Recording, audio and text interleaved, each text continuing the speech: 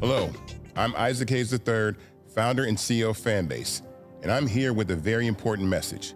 We are at a turning point in the Black community where we must have equity in the apps we use that scale to billions of dollars.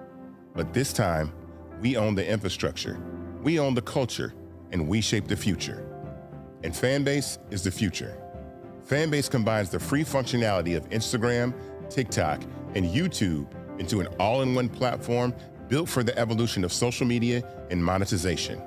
With over 1.4 million users, that's real proof that we are shifting the conversation of tech ownership and equity. For now, I want you to go to startengine.com/fanbase and invest today. The minimum to invest is $399. That gets you 60 shares of stock in Fanbase at $665 a share. This marks a turning point in Black ownership of social media. If we don't take this opportunity to own social media right now, we will always be customers to our own creations. And that can't go on. So once again, go to startengine.com/fanbase and invest today. We must own the platforms where our voices live, our stories matter, and where our culture drives the world. Thank you.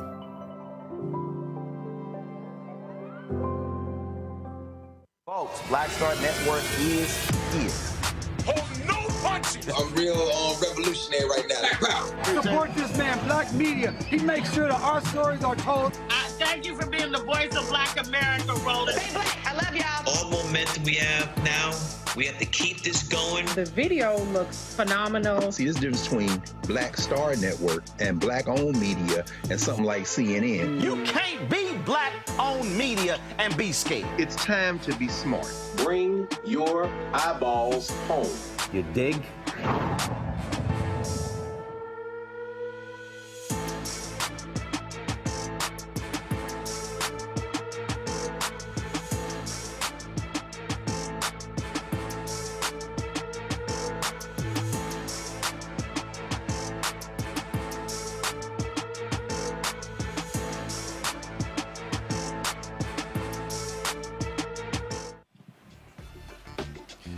Folks, today's Tuesday, October 28th, 2025, coming up on Roland Martin Unfiltered, streaming live on the Black Star Network. We are live at the George R. Brown Convention Center here in Houston, where Afrotech is holding their annual conference. We're broadcasting here for the next 2 days, talking about all sorts of things, tech as it relates to African Americans. Now, on today's show, Republicans are always trying to steal elections. In Maine, Republicans literally want to get rid of the voting from home. Seriously, most people in Maine are seniors. Folks there are fighting back. Also on today's show, why the right wing losing their mind, going crazy because of historically accurate comments made by the dad of Zohran Mamdani. Dr. Gerald Horn from the University of Houston will join us to talk about this very issue. Also on today's show, today marks day 28 of the government shutdown. Another vote in the Senate. Democrats do not give in on the issue of health care. Also, a historic moment is unfolding. the first African-American, first woman to lead the United States Steelworkers, Roxanne Brown, will join us right here on Roland Martin Unfiltered. Also, Jay Jones is in a tight race to be the next Attorney General of Virginia. He'll join us on the show as well. Plus, in our Marketplace segment, we feature a black-owned brand called E. Marie, redefining comfort with ultra-soft blankets and hoodies. It's a lot to talk about. It's time to bring the funk. I'm Roland Martin Unfiltered on the Black Star Network. Let's go. He's got it. Whatever the miss, he's on it.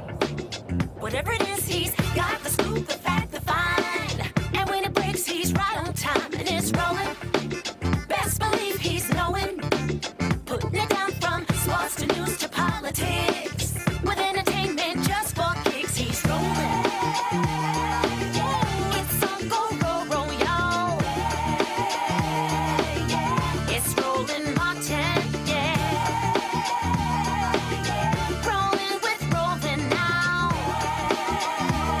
He's funky, he's fresh, he's real, the best, you know he's Roland Martin now.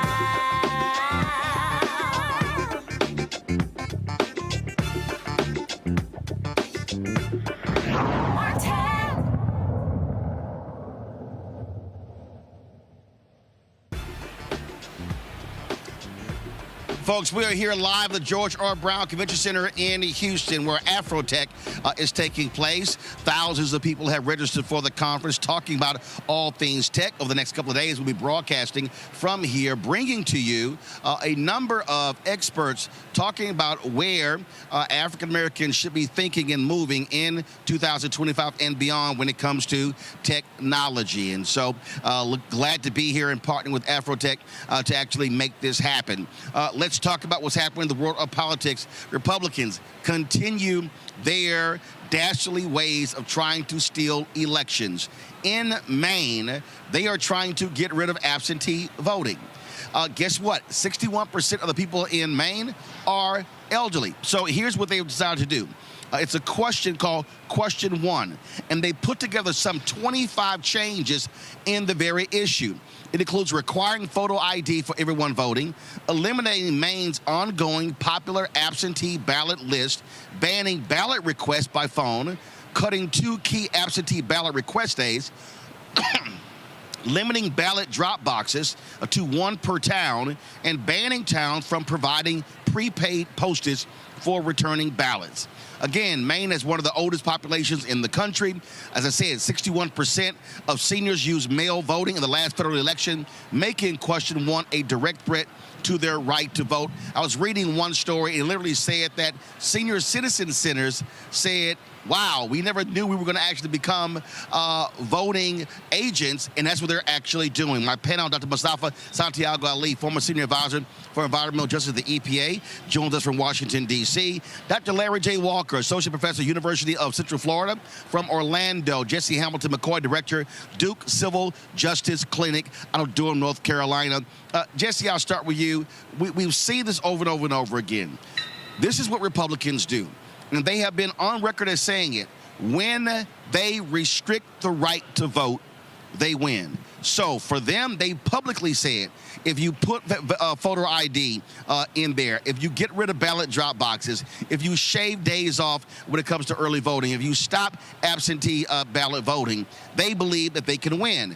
They also are on the record as saying, when you expand access to the ballot, then they lose. So it's real clear. So when people run around talking about, oh, this is the right country, this is what happens when they restrict access to the ballot box.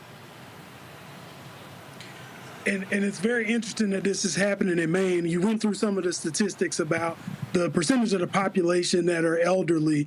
I can only assume that a certain percentage of that population is also disabled. So we know that there are going to be people whose voices will not be able to be heard if these measures are put in place.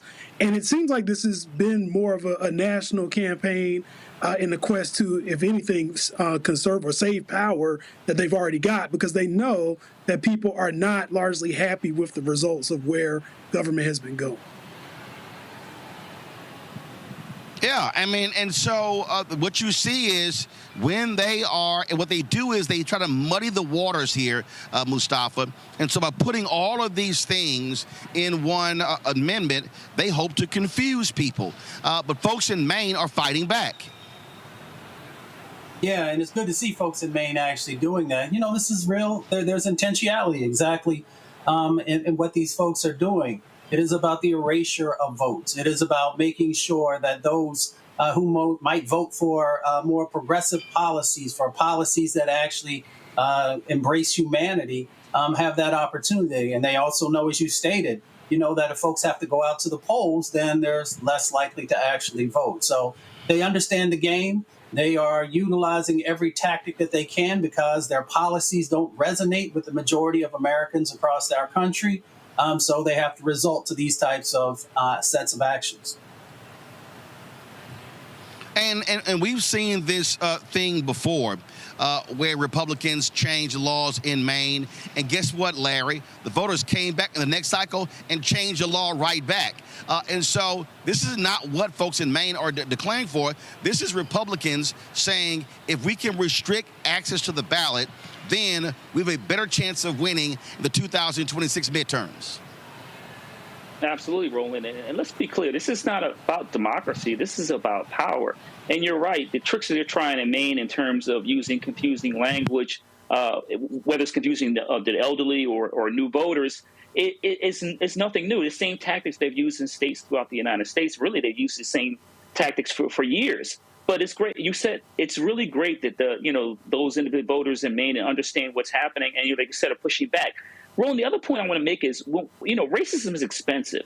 And the point I want to make is that there's a connection between all the attacks against the Voting Rights Act and what predominantly white voters are experiencing in Maine. When you ignore what's happened to minoritized groups, then eventually it filters its way down and impacts those from white communities. So I'm glad the voters are going to stand steadfast. Hopefully they'll reject this measure. And also we have to have a larger conversation about protecting the voting rights of all people.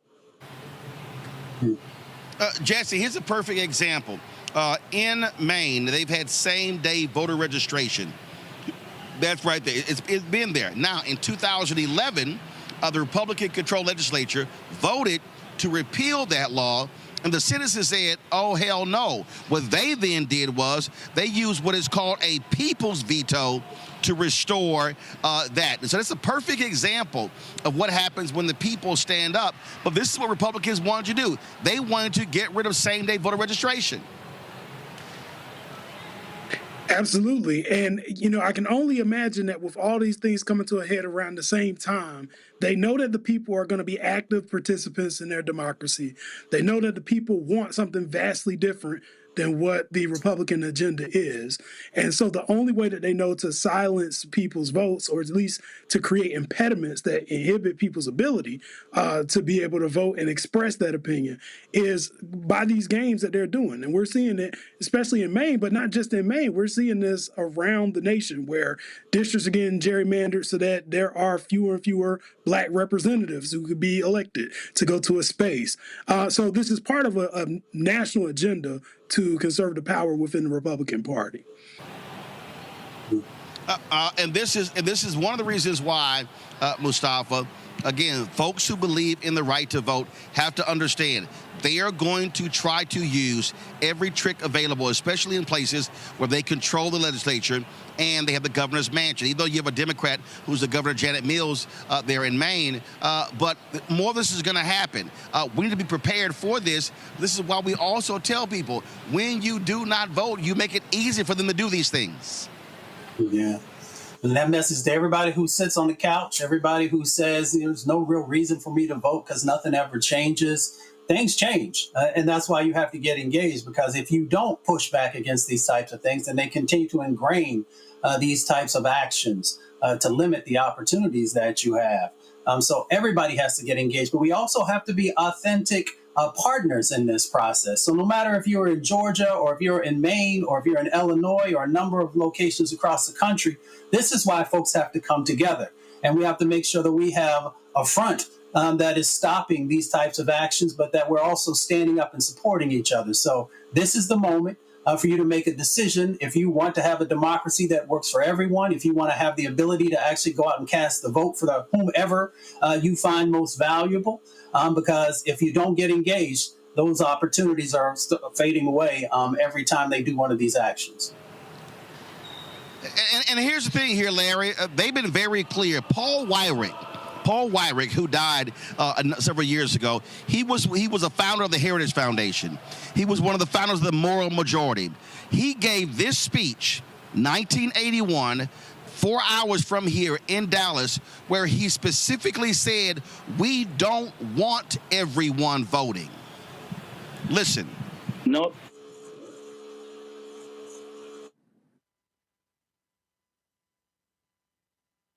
Now, many of our Christians have what I call the goo-goo syndrome. Good government. They want everybody to vote. I don't want everybody to vote. Elections are not won by a majority of people. They never have been from the beginning of our country, and they are not now. As a matter of fact, our leverage in the elections, quite candidly, goes up as the voting populace goes down.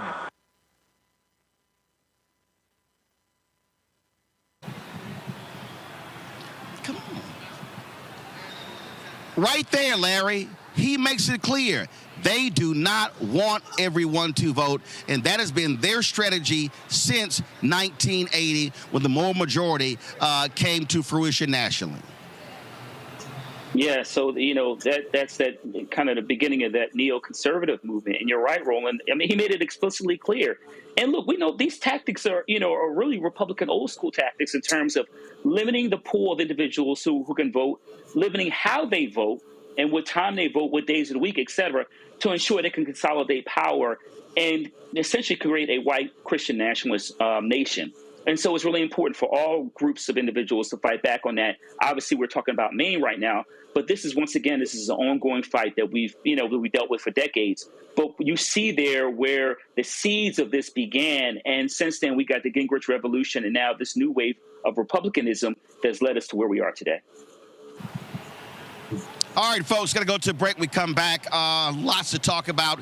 Jay Jones, running for Attorney General in Virginia, will join us right here on Roland Martin Unfiltered. Also, Dr. Gerald Horne will share some historical facts that the GOP does not like when it comes to racism, Nazis, Jim Crow, and Hitler. It's a lot we're going to be breaking down. We're broadcasting live from the George R. Brown Convention Center here in Houston, where Afrotech Conference is taking place. We'll be here for the rest of the week. Folks, you're watching Roland Martin Unfiltered right here on the Black Star Network.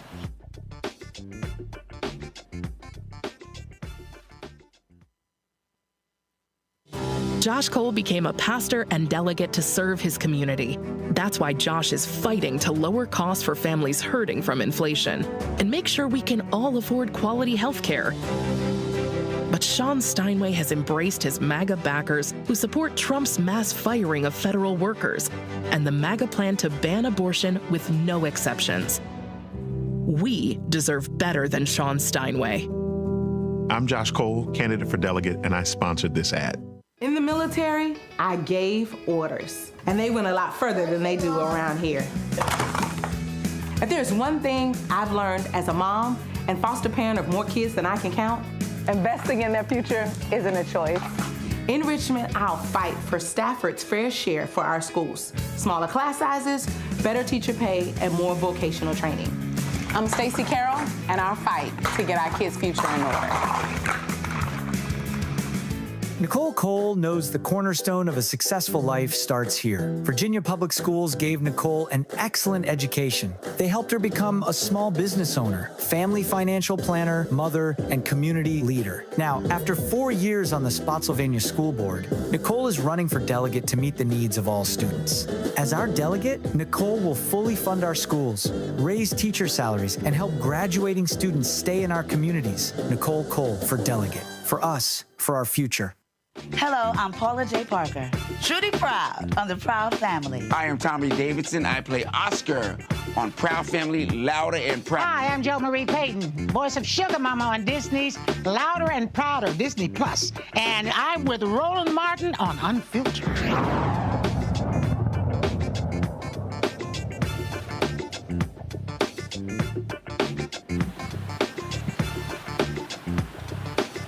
All right, folks, we are back. We are live. Yeah, we live, bro. We live. We're live here on Roland Martin Unfiltered from the George R. Brown Convention Center here for the Afrotech Conference. Day 28 of the Donald Trump MAGA federal government shutdown.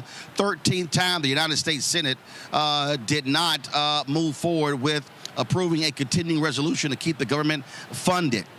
What we're seeing, Democratic leaders from 25 states in D.C., they're suing the Trump administration to stop food stamp benefits from being cut off. The USDA has announced it will not tap into a $6 billion backup fund, putting SNAP benefits for 42 million people at risk for the first time in 60 years. The lawsuit, led by attorneys general from Massachusetts, California, Arizona, and Minnesota, argues the USDA is legally required to keep SNAP running and calls the plan suspension arbitrary and capricious. In California, about 5.5 million people are CalFresh recipients. They could lose funding for their EBT cards. In November, Governor Gavin Newsom says the lawsuit aims to force the Trump administration to do right by the American people.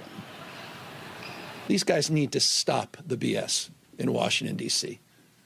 They're sitting there in their prayer breakfasts. I mean, maybe they got an edited version of Donald Trump's Bible, and they edited all of that out. I mean, enough of this. Cruelty is the policy. That's what this is about. It's intentional cruelty, intentionally creating anxiety for millions and millions of people, 5.5 million here in our home state. So, again, our state of mind is pretty clear. We're going to win this lawsuit. All right, folks, let's go back to our panel. Mustafa Santiago Ali, also joined us by Larry Walker, Jesse Hamilton McCoy. Listen, Mustafa, we see what's going on here. Republicans, they don't give a damn about poor people. They don't give a damn about poor white people, poor white conservative people. This is about appealing to their base, pure and simple. That's what their strategy is. That might be what their strategy is, but it is a flawed strategy. You know, we've got, 40 million folks who benefit from being able to have SNAP. We know that about 2/3 of those are children. So you're sending a very clear message about, the soul of your party, really, because it is soulless. If you're allowing children to actually starve, if you're allowing the most vulnerable to not have the nutrition that they need to be able to just function. So I hope folks will actually unpack this, because whether you're from Appalachia or you're from the breadbasket in our country or you come from these urban centers, everyone will be impacted. And that's why you have to raise your voice. You have to let folks know what your set of expectations are. I've never met, in the thousands and thousands of places that I've been across this country, anyone who says that children should starve. Anyone that says that in the richest nation on the planet, that folks should not have the food that they need to be able to survive. So that's literally what we're dealing with. We don't have to wrap it up in pretty bows and that type of thing. We are making a decision between who lives and who dies in this country. And that's why, Larry, these people, they are not pro-life. They don't care if folks starve. They don't care if they don't die. And that's just simply their state of mind. They do not care. Yeah, they're more concerned about the top 1%. We saw that from the tax cut they got not too long ago. And Roland, I'm glad we're talking about this on your show, and it's getting more press. I don't think Americans have any idea how devastating this will become on November 1st in terms of the millions of individuals, like we talk about, predominantly children, who eat because of SNAP and their various other programs. And listen, Roland, we escaped $20 billion to Argentina. And we could spend far less in terms of making sure, SNAP benefits, people get their SNAP benefits and they can feed their children. But this is really unconscionable, and this is certainly not consistent with the kind of values we talk about, you read about in the Bible, and many of us sat in pews on Sunday. So the idea that doing this is legal, it makes no sense, considering we know USDA posted on their own, on their policies and procedures that they were supposed to responsible for continuing the fund SNAP benefits even during the shutdown. Jesse, I want to show you this tweet by this guy, Mike Davis. Mike Davis is a former chief counsel for nominations for the Senate Judiciary Committee. He was a law clerk for Supreme Court Justice Neil Gorsuch. He is a big-time right-winger. This is a tweet that he sent out a few days ago. He said, "We should only help people who can't help themselves. It's outrageous that 40 million people get food stamps. Get off your fat ghetto asses. Get a job. Stop reproducing. Change your shitty culture. Stop giving food stamps to immigrants. We don't want you here if you won't work." That right there, that sums up today's Republican Party as to how they feel about people who are on food stamps.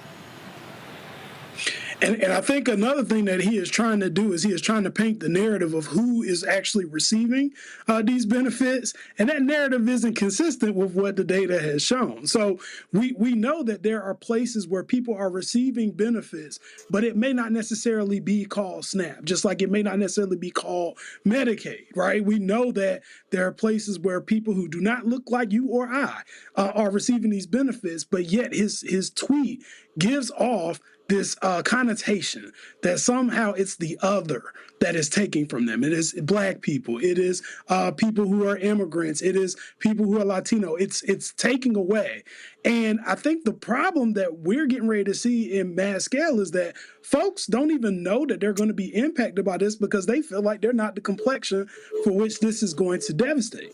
I also believe that in many regards, a lot of people voted for this, right? This is what they voted for. They wanted to have a Trump administration 2.0. He was clear about his stance with, Project 2025. Even though he tried to distance himself, we knew what it was. This is clear. And so this was to be expected.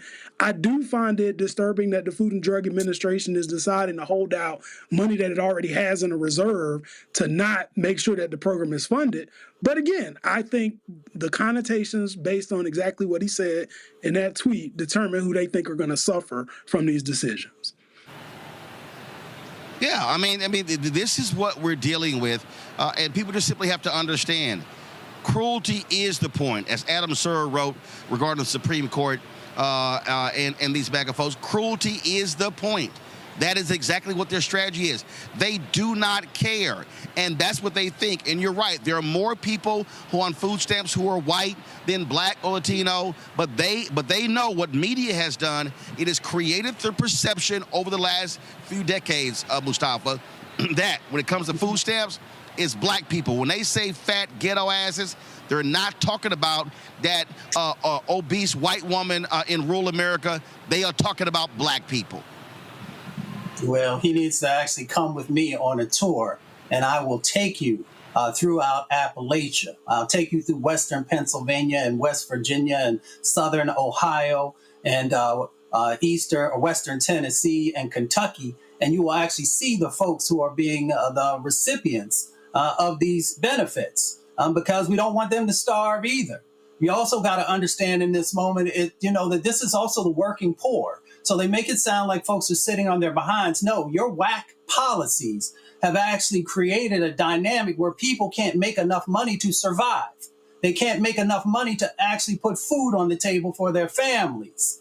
So they have to have the federal government, and rightly so, because their tax dollars are there to be able to help to supplement what's going on. The other part that he doesn't talk about is the fact that people are about to lose their health insurance, or it's about to become so expensive that if your body is worn down because you don't have the nutrition that you need, now you can't even go to see a doctor for them to be able to help you along your journey as well. So their policies have compounding effects. Their policies are whack. Their policies are not helpful on the economic side of the equation because we understand with SNAP benefits, there's also an economic component. There are studies that have shown that it helps. For every dollar you invest, you get $1.25 or $1.50 back into the to the economic drivers in our country. So we need to just be very clear and don't allow these folks to continue this misinformation and disinformation and false narratives about who is the recipient or how those benefits actually help our country to be better.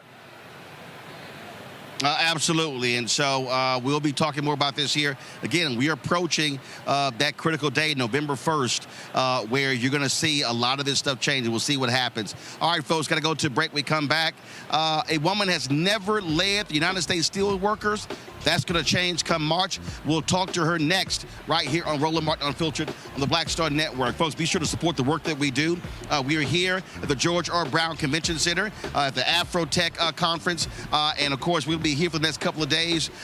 Your support for this show allows for us to be able to travel all across the country, covering events, covering stories, covering things that nobody else is covering. So if you want to support our work, please do me a favor.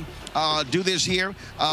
Go to, if you want to use Cash App, use the Stripe QR code. You see right here the QR code in the left-hand corner. Use that QR code for Cash App, credit cards as well. PayPal's R Martin Unfiltered. PayPal's R Martin Unfiltered. Venmo's RM Unfiltered. Zelle, Roland at RolandSMartin.com. Roland at RolandMartinUnfiltered.com. Checks and money orders. Make it payable to Roland Martin Unfiltered. P.O. Box 57196, Washington, D.C. 2003 7-0196. Back in a moment.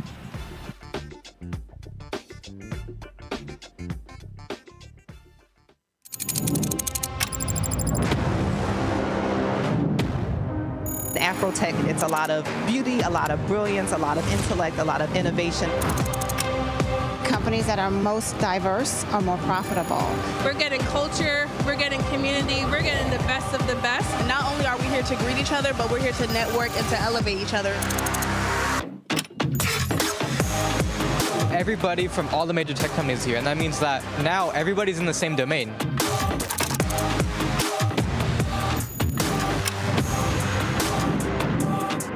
This is the premier event every year. This is really where we could take off. You can go fast by yourself, but we go farther together. This is where you're supposed to be.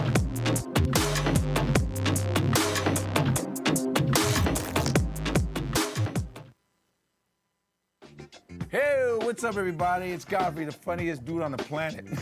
And you're watching Roland Martin Unfiltered.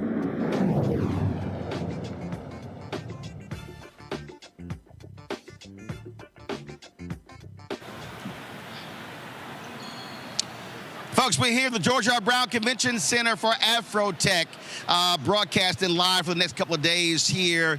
Looking forward to being here. All right, folks, for the first time in history, come March, a woman will lead the United States Steelworkers. Roxanne Brown will be sworn in as president.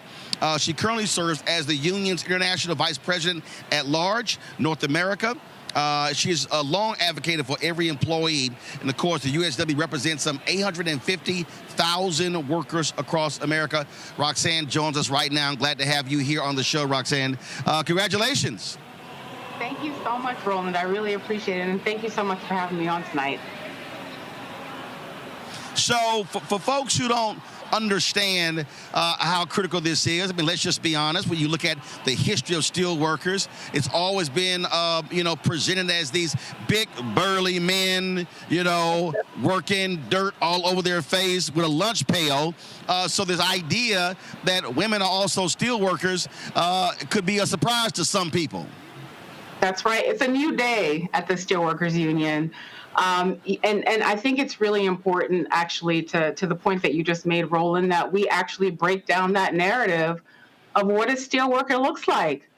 I'm a steelworker. I'm a Black woman immigrant from Jamaica who is a proud member and leader of the Steelworkers Union. And it's not just me. There are tens of thousands of steelworkers who look like me, and thousands that share my background. So I'm just proud of our union. Proud that we're stepping into this moment where we break down the stereotype of what a steelworker looks like and where a steelworker works. How long have you been a steelworker, and how the heck did that happen? When did you decide to say, this is what I want to do? I'm going to age myself. I'm about almost 30 years with the Steelworkers. Next year will be my 27th year. And I started when I was just a babe. I was 19 years old, and I started in our Washington, D.C. office, our legislative and policy office in Washington, D.C. And I come from a labor family. My mom was in the nurses union. My aunt was a member of AFSCME, CSCA in New York. And so I come from a proud labor family, but I was privileged to be introduced to the Steelworkers at just a young age of 19. And the rest, as they say, is history. One of the things that we are seeing, obviously, we have seen the impact of foreign steel in this country. That was a huge merger that was very contentious very recently as well. And so give folk an understanding of this reality of how, and because people keep forgetting, people can yell America first all they want to, but we're operating in a global economy. And we're dealing now with serious competition. And so talk about what that impact has on U.S. steelworkers when you're talking about folks saying, hey, I can get cheaper steel elsewhere. All right. I appreciate that question, Roland. You know, every industrialized nation, every powerful nation needs to have a strong domestic industry, period. But certainly a strong domestic steel industry. And our union has fought for over 4 decades to ensure the strength of the domestic steel industry. We are not unopposed to competition.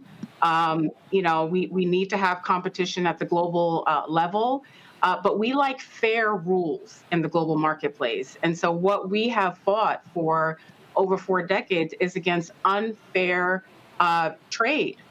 We've and our members have dealt with unfair imports that have devastated, quite literally, the domestic steel industry and devastated communities all across this country.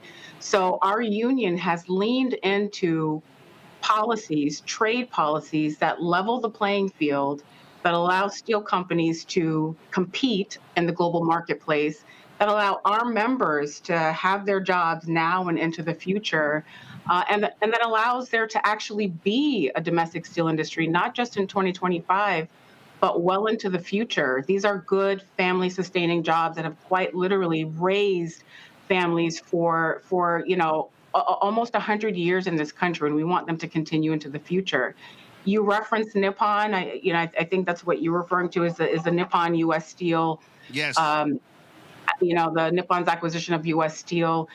Our union was not supportive of that acquisition because Nippon, unfortunately, is one of those companies that has engaged in unfair trade when it comes to their steel products coming into the United States, that has led to impacts on U.S. jobs.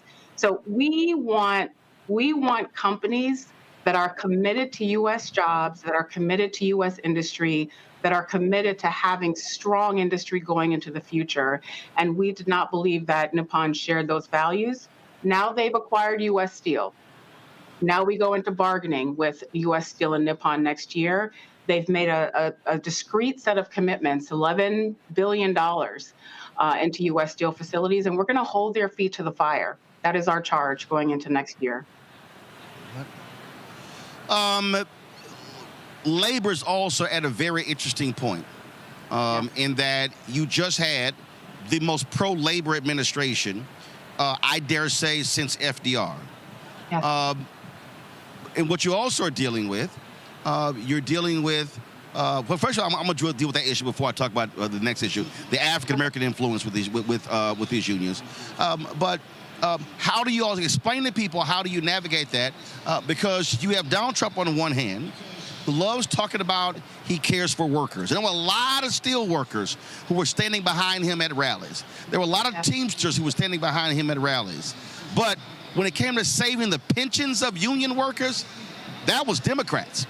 Vice President Kamala Harris broke the tie. So how do you make the point, and let's be real clear, you got to put race on the table.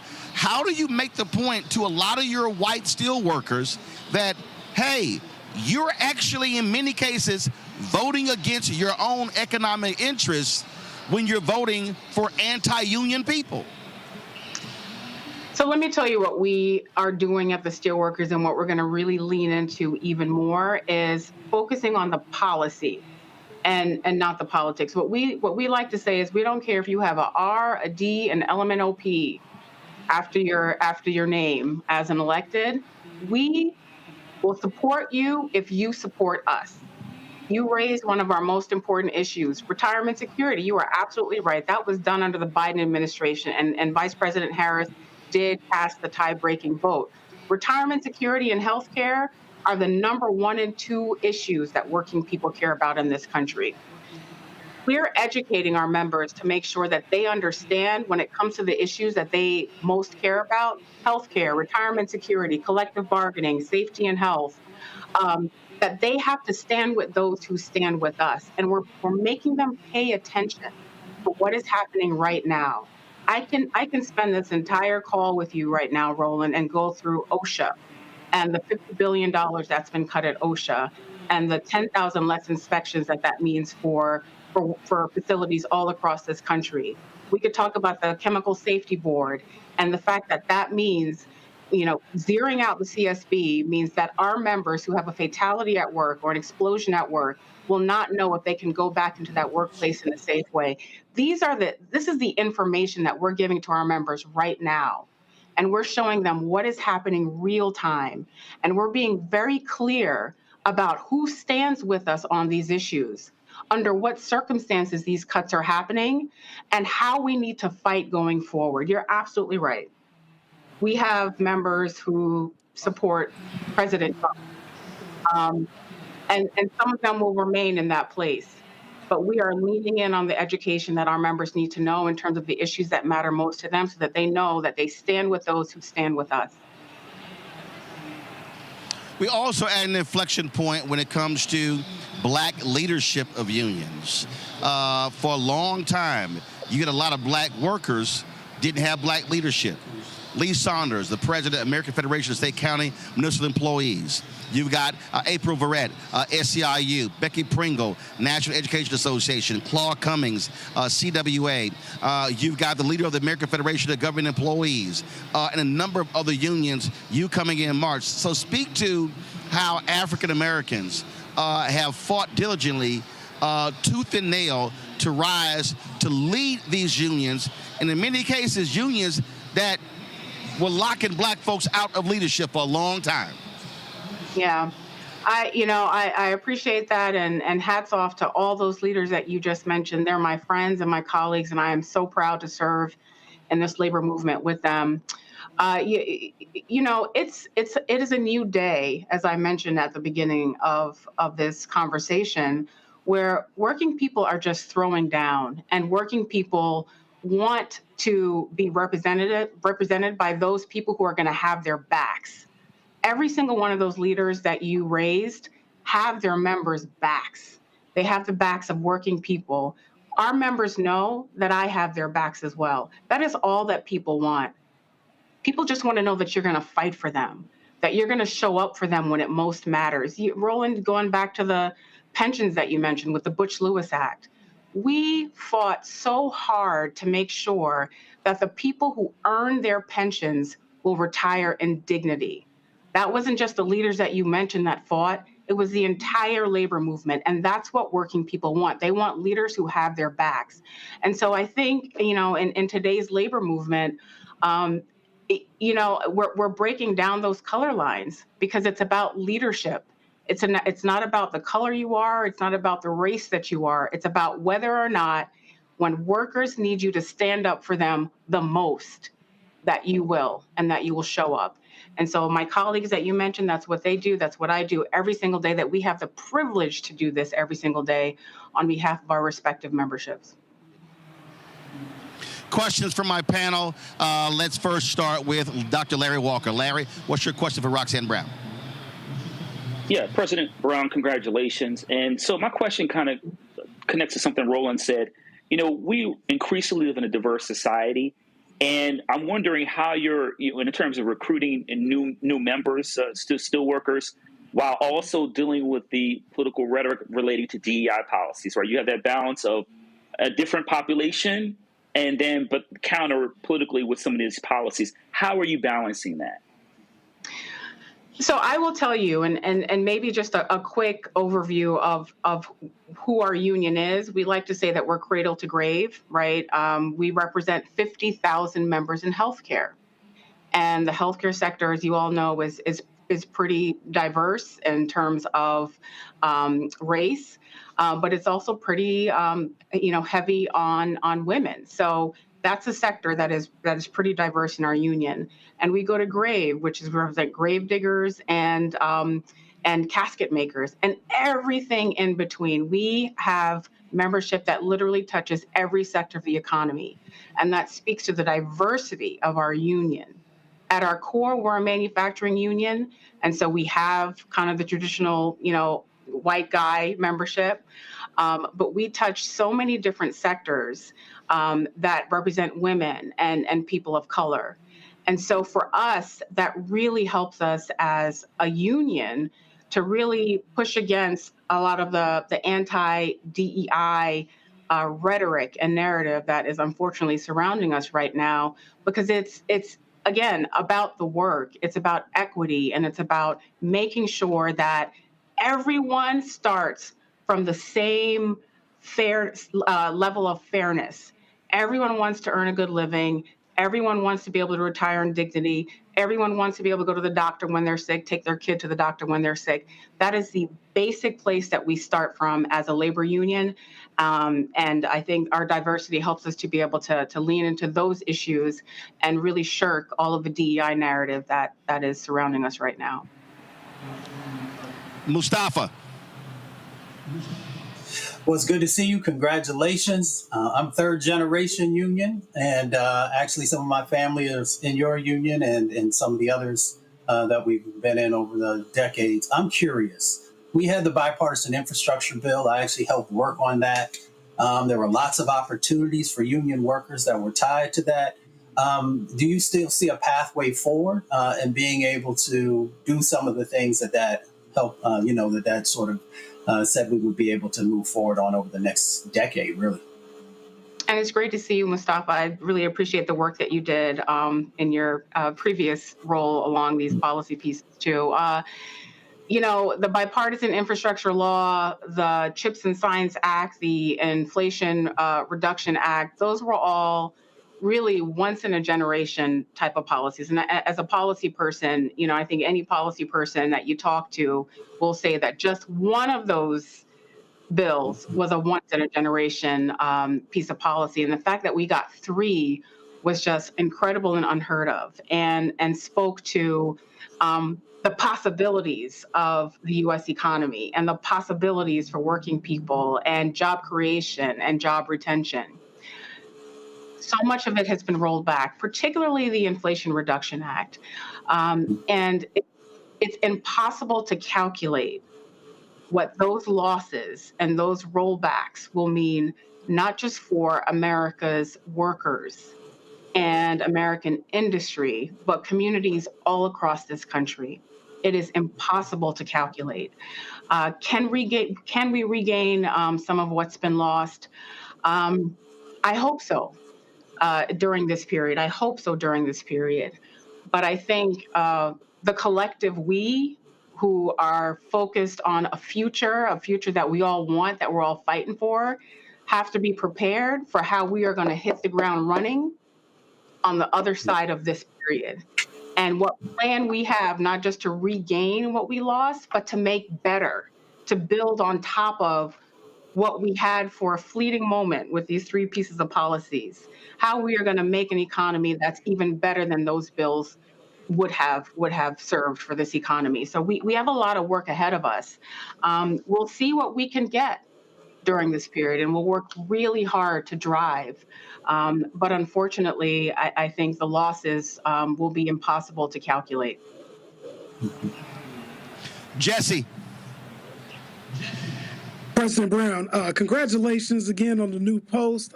This is amazing to me, just to see someone who looks like me in a leadership position there. I am curious about, given all the things we've talked about with political issues, with economic challenges, for this upcoming year, what do you see as the biggest challenge for the United Steelworkers Union? Well, next year is a major bargaining year for us across a lot of our major industries.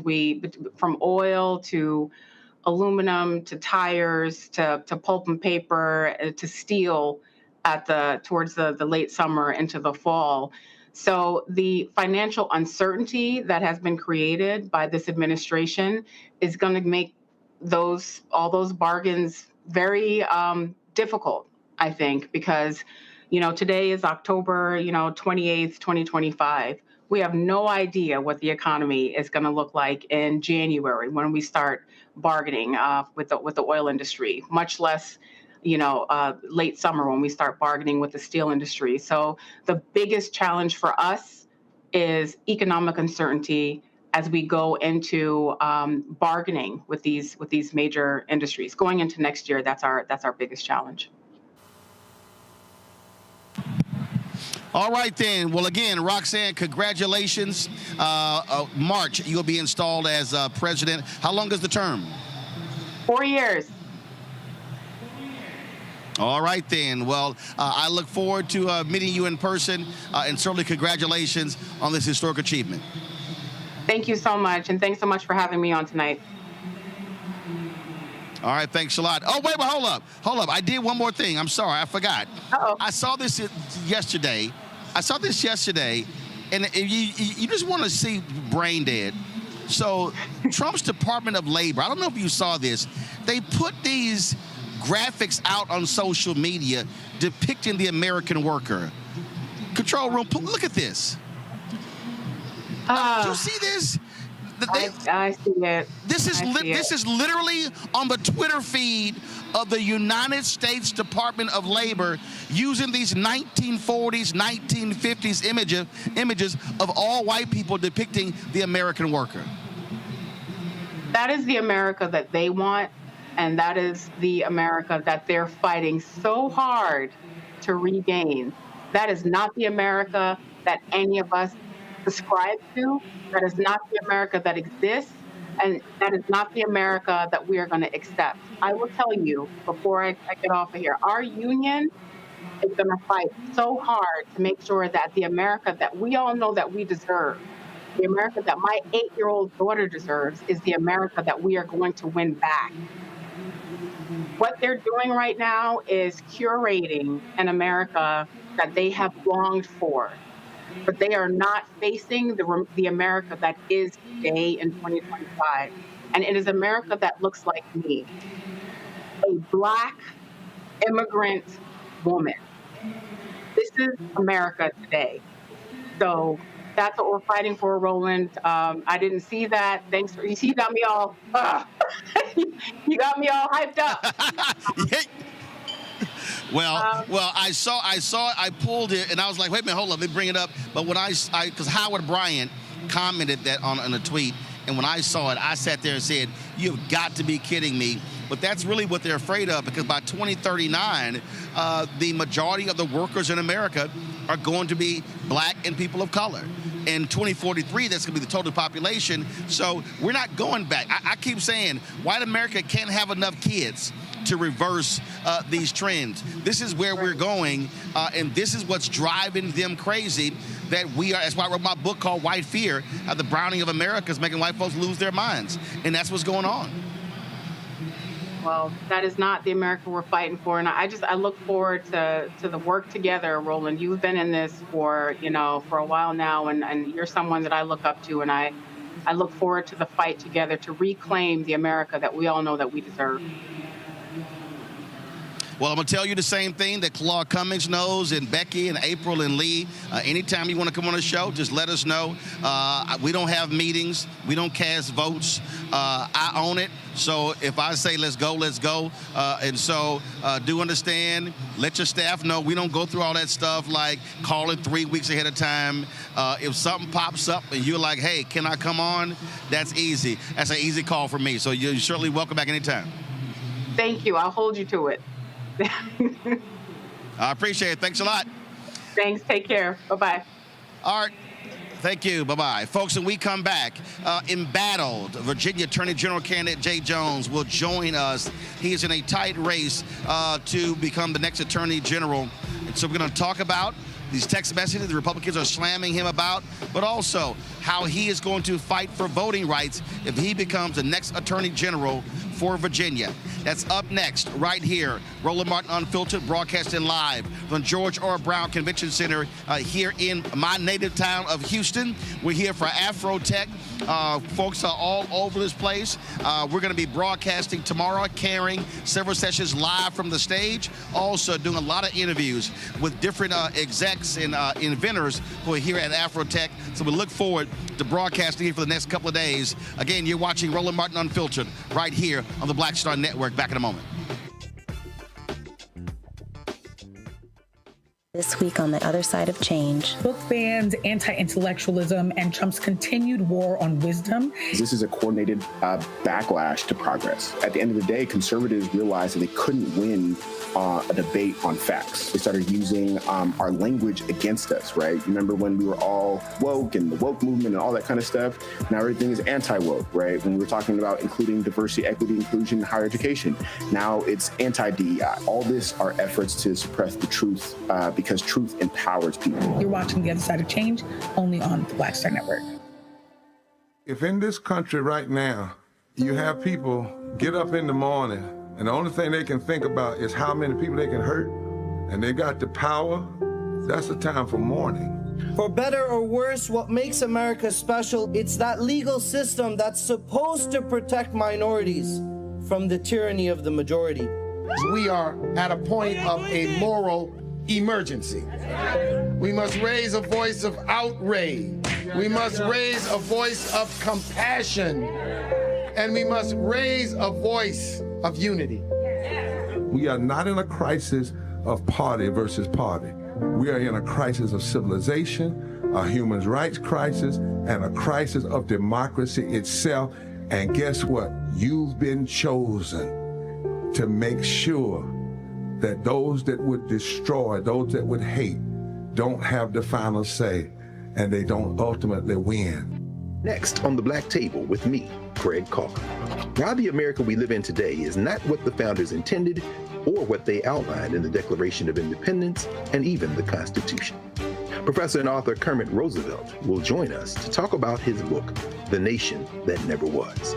How history was misinterpreted, the intent and realities of America's beginnings, and missed a much better story in the process. So if you have to pick some group to marginalize, I think it should be the people who are against equality. That's next on The Black Table, right here on the Black Star Network. Carl Payne pretending to be Roland Martin. Holla! You ain't got to wear black and gold every damn place, okay? Ooh, I'm an alpha, yay. All right, you're 58 years old. It's over. And you are now watching Roland Martin Unfiltered. Uncut, unplugged, and undamn believable.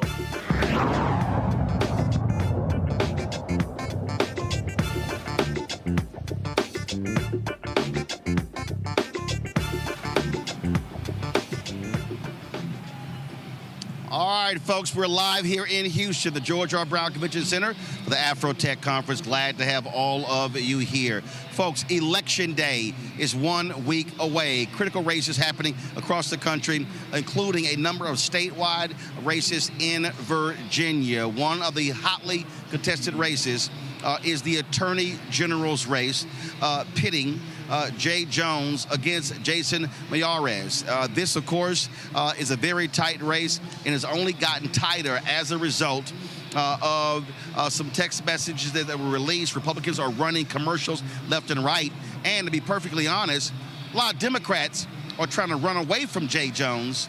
But the others who are standing with him, like Congressman Bobby Scott, Senator Louise Lucas, House Speaker Don Scott. Joining us right now is Jay Jones. Jay, glad to have you back on the show. Last time you were here, we had some breaking news, so unfortunately our interview got cut short. I have to ask you, those texts completely upended this race, and you're being attacked left and right. You've apologized for that. Just take us through how you've had to battle this over the last 3 weeks. You had a lead, like the other Democrats did, according to polls, that's evaporated. Just give us a sense of your thoughts on where this race is right now as a result of this controversy.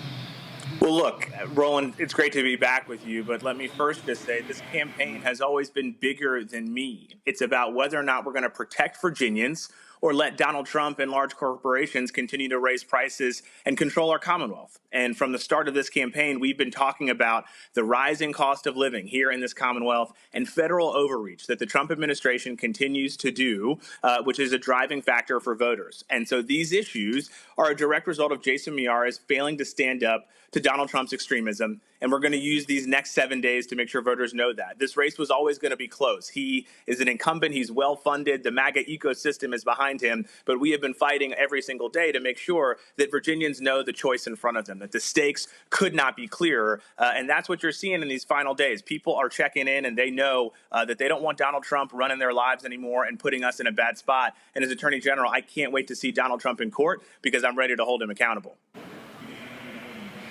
There is going to be a huge rally in Virginia featuring former President Barack Obama. Are you speaking at that rally? Are you going to be there? Look, I'm excited that the president is coming, and we are all hands on deck here in Virginia. That's why everybody is coming down to make sure that they know that we have an election. You've had governors here. You've had senators here. I'm excited to welcome President Obama to Virginia because he knows the stakes. And like I just said, they couldn't be higher and they couldn't be more clear. And the choices are very stark. And so we have an opportunity not only to chart a new course here in Virginia, but to elect the first black attorney general in the 406-year history of this Commonwealth. You have several things going on. Obviously, you got critical races happening around the country. Lots of television commercials, lots of radio commercials, lots of digital ads. But the reality is votes are won with boots on the ground. What does your ground game look like? How many folks do you have out there? What are the critical places that you need to turn out in big numbers, namely the place where you're actually from? How important is that? Because one of the things that I keep saying repeatedly for African Americans, and that is where we have significant votes, we've got to be hitting a minimum of 70% turnout so we are maximizing our vote. Well, look, our coordinated campaign here in this Commonwealth is the most robust and largest that we've ever seen, supporting candidates from top to bottom. And everybody knows that we have invested millions and millions of dollars to make sure that our turnout program is the best that we've ever seen here in Virginia. And so I'm excited to see this in practice, right? We have had early vote going on since the middle of September, and it ends on Saturday, November 1st. And then we've got Election Day next Tuesday. So this is going to be a critical push for us and a huge piece of the puzzle. I'm from Norfolk, Virginia. Very proud of that fact. My sons are now fifth-generation Norfolkians, and so we want to do well here. We want to do well everywhere. I think what is special about this campaign is that we have not just stuck to places that have traditionally been Democratic strongholds, but we've been able to go into the areas that are more pink and more red and try to connect with people and say, hey, look, yeah, we might disagree on some stuff, but right now the Trump administration is hurting Virginia. It's hurting every single one of us. Jason Miyares has had more than 50 opportunities to sue this administration to protect our resources, our values, and our ideals, and he can't do that. And so when you think about the federal workers who have been illegally fired earlier this year, you think about the folks who are at home right now not getting paid because of a government shutdown that is the fault of Republicans who control Washington, K-12 funding, law enforcement funding. People are going to lose Medicaid here in Virginia, 350,000 Virginians. The list goes on and on. That does unite us, and that is what continues to push us forward. And I do think that we are going to send a resounding message on Tuesday that we mean business here in Virginia, and Donald Trump will not walk over us anymore.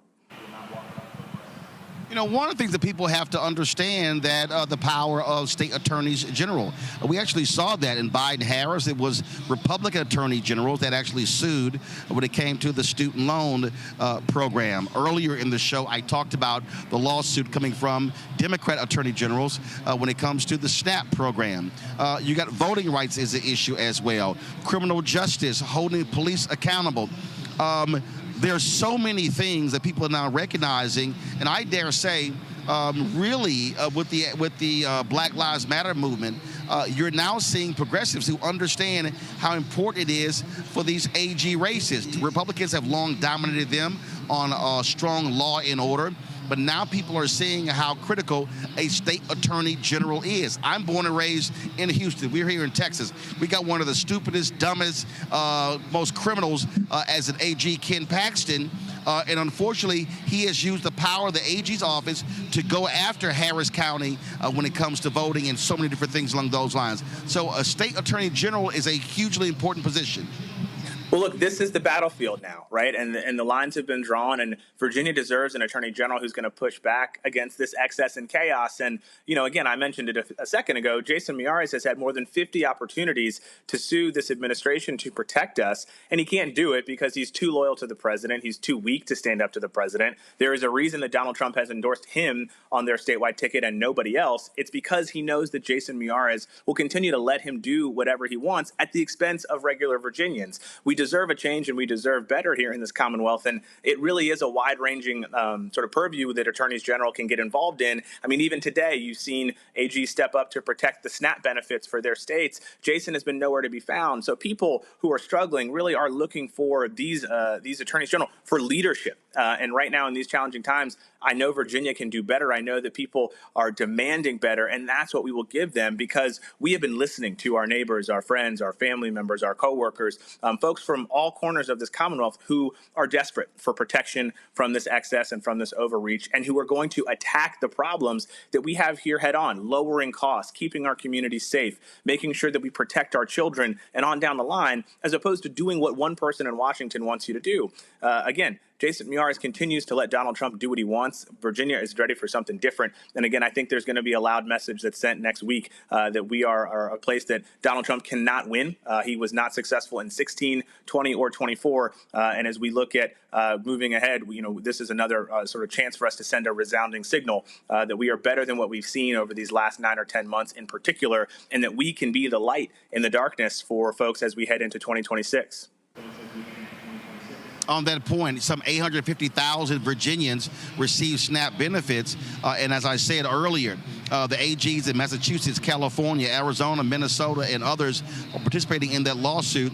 You talk about if you win, becoming the first African-American attorney general in Virginia. You've got African-Americans who are attorney generals in Nevada, in Illinois, in Minnesota, in Massachusetts, in several states.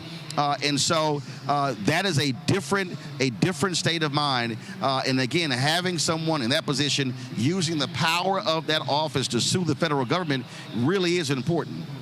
Well, look, we deserve our fair share. We deserve the money that is supposed to be coming into our state and into our communities. When you think about the missed opportunities that we've had, K-12 funding has been on the chopping block. Funding for law enforcement so that we can keep our communities safe. Things that we hold near and dear have gone unattended to here in Virginia because Jason Miyares is too weak to stand up to Donald Trump. The choice could not be more clear. If you want someone who's going to take orders from Donald Trump, Jason Miyares is your person. But I have laid out this vision for Virginia where we have an attorney general who's going to push back on the excess and the overreach and the chaos, sue to protect our values and our ideals and the things that we hold near and dear to our hearts, and make sure that we're using the office to be responsive to these problems that we're seeing right now caused by the Trump administration. Our regional economies here in this Commonwealth have been destroyed because of the tariffs that Donald Trump levied, which have been declared illegal. Attorneys general sued to stop those policies and had success. But when Virginia has not participated, we don't get to avail ourselves of those protections. That has been devastating for the state, and we have an opportunity to do better on Tuesday, and I'm really excited about it because I do think that people from Northern Virginia down to Hampton Roads out to Southwest are sick and tired of being sick and tired, and this is our moment to shine, and I am confident that we are going to have success on Tuesday, and as we move into 2026, join those lawsuits and get Virginia back on a better course. We've heard Democrats say that they may very well do redistricting in Virginia. Your thoughts on that? Should they make that move? Well, look, I think people have been desperate for Democrats to be aggressive, and I think this is some bold leadership by our state leaders in the General Assembly. And I will say that the success of this also hinges on the Attorney General. Today, he issued an opinion basically saying that they couldn't do this, which is patently wrong. And frankly, we know that we can do it. And I'm supportive of the effort that you see Speaker Scott and some others are leading here. And this is really just being responsive to the needs and demands of people in Virginia. And so I am excited about the product of the special session this week, us having success next Tuesday, and then doing it again come January to put this to the voters. Because, again, we want to be aggressive, we want to be responsive, and we want to show people that Virginia means business. Questions from my panel. Larry, you first. coming on the show. And voters have to kind of figure out what we're going to do here really soon in a couple of days. And so what is your pitch to them in terms of what you would do day one to differentiate from your opponent?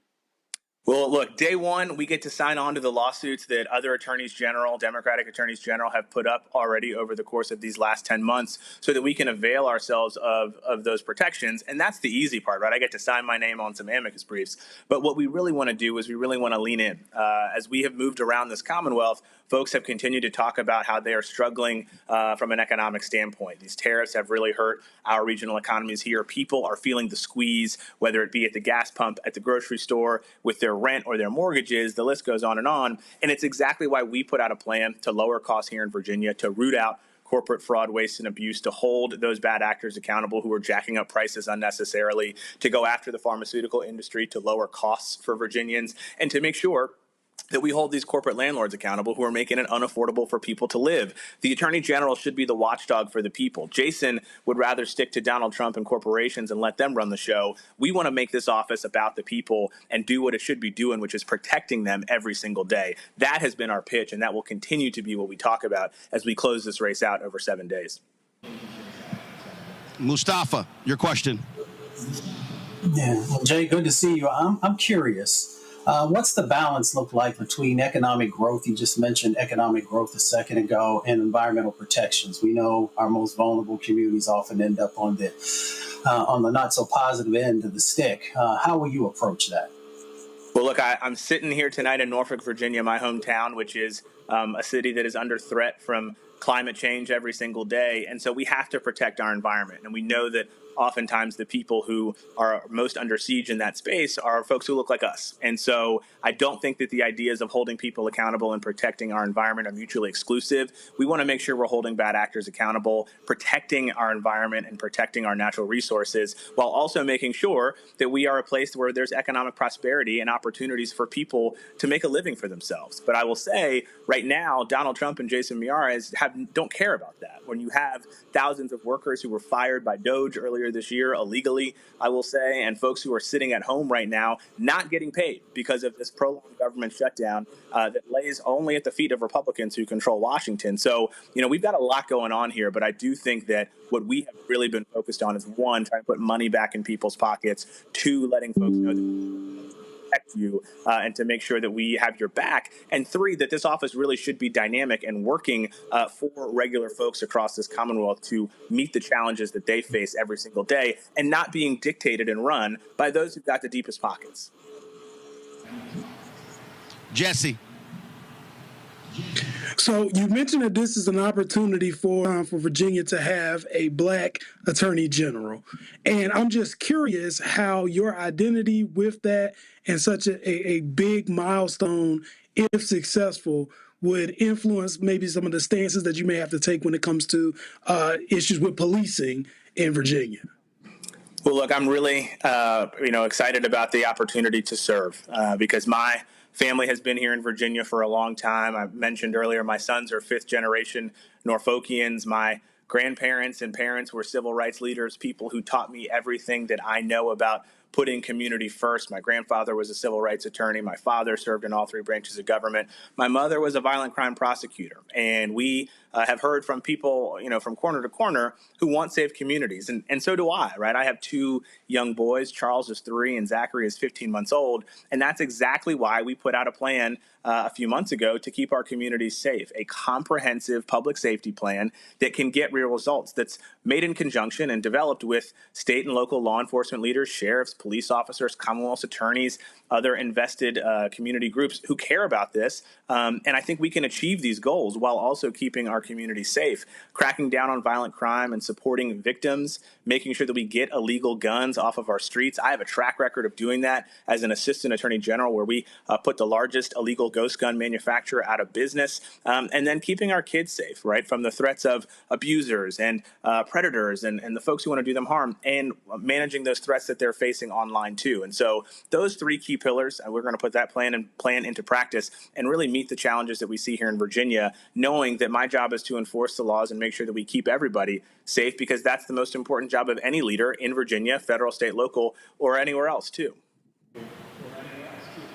Last question, Jay. There's somebody sitting here watching this show right now, and they say, you know what? I hear all this stuff. That stuff doesn't matter.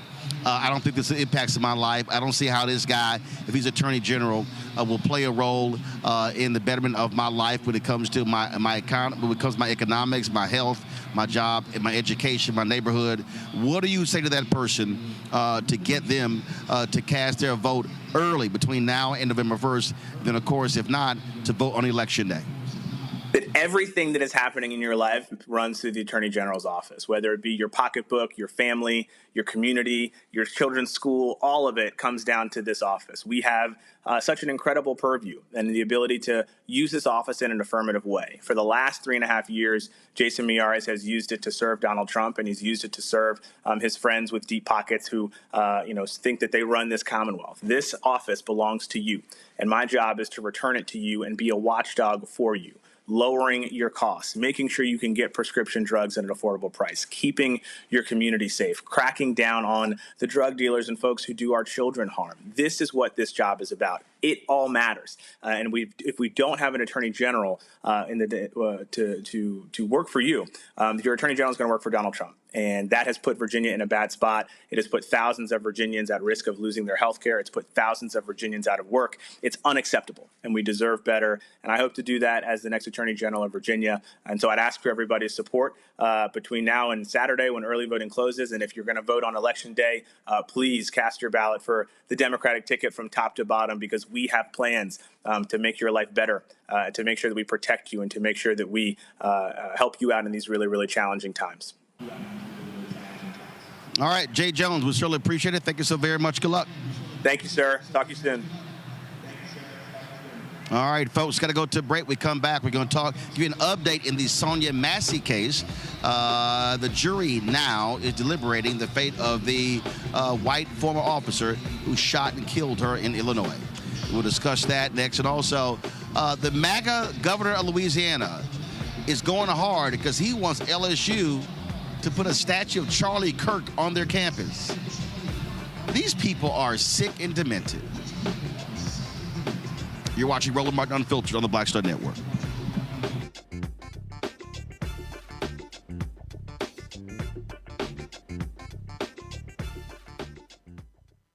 In the military, I gave orders, and they went a lot further than they do around here.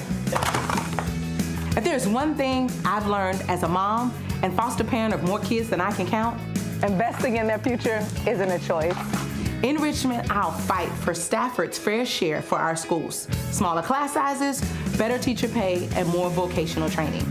I'm Stacey Carroll, and I'll fight to get our kids' future in order. Nicole Cole knows the cornerstone of a successful life starts here. Virginia Public Schools gave Nicole an excellent education. They helped her become a small business owner, family financial planner, mother, and community leader. Now, after 4 years on the Spotsylvania School Board, Nicole is running for delegate to meet the needs of all students. As our delegate, Nicole will fully fund our schools, raise teacher salaries, and help graduating students stay in our communities. Nicole Cole for delegate. For us, for our future. As a pastor, I hear a lot about trips to the doctor, bills piling up, jobs being lost. So as your delegate, I went to work writing laws that protect families, helping parents care for their disabled children, capping insulin costs, lowering prescription prices, and investing in our police and schools. I'm Josh Cole, and as your delegate, I'm working to keep us strong and safe. Hey, I'm Mark Morial, President and CEO of the National Urban League, and I'm watching Roland Martin Unfiltered.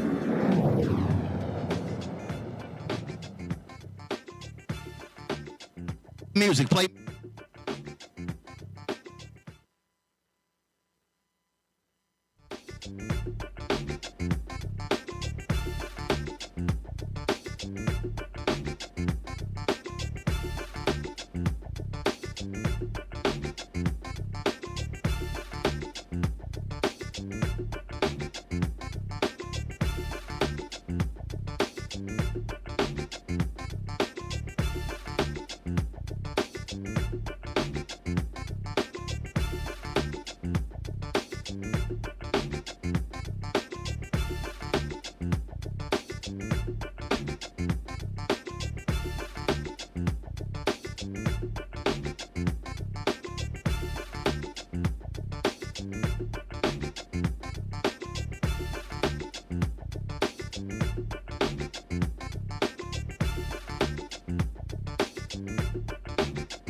folks, we're here in Houston for the George R. Brown Convention Center, covering the Afrotech Conference. And so we're going to be live here tomorrow as well as Thursday. So going to have some great conversations taking place here.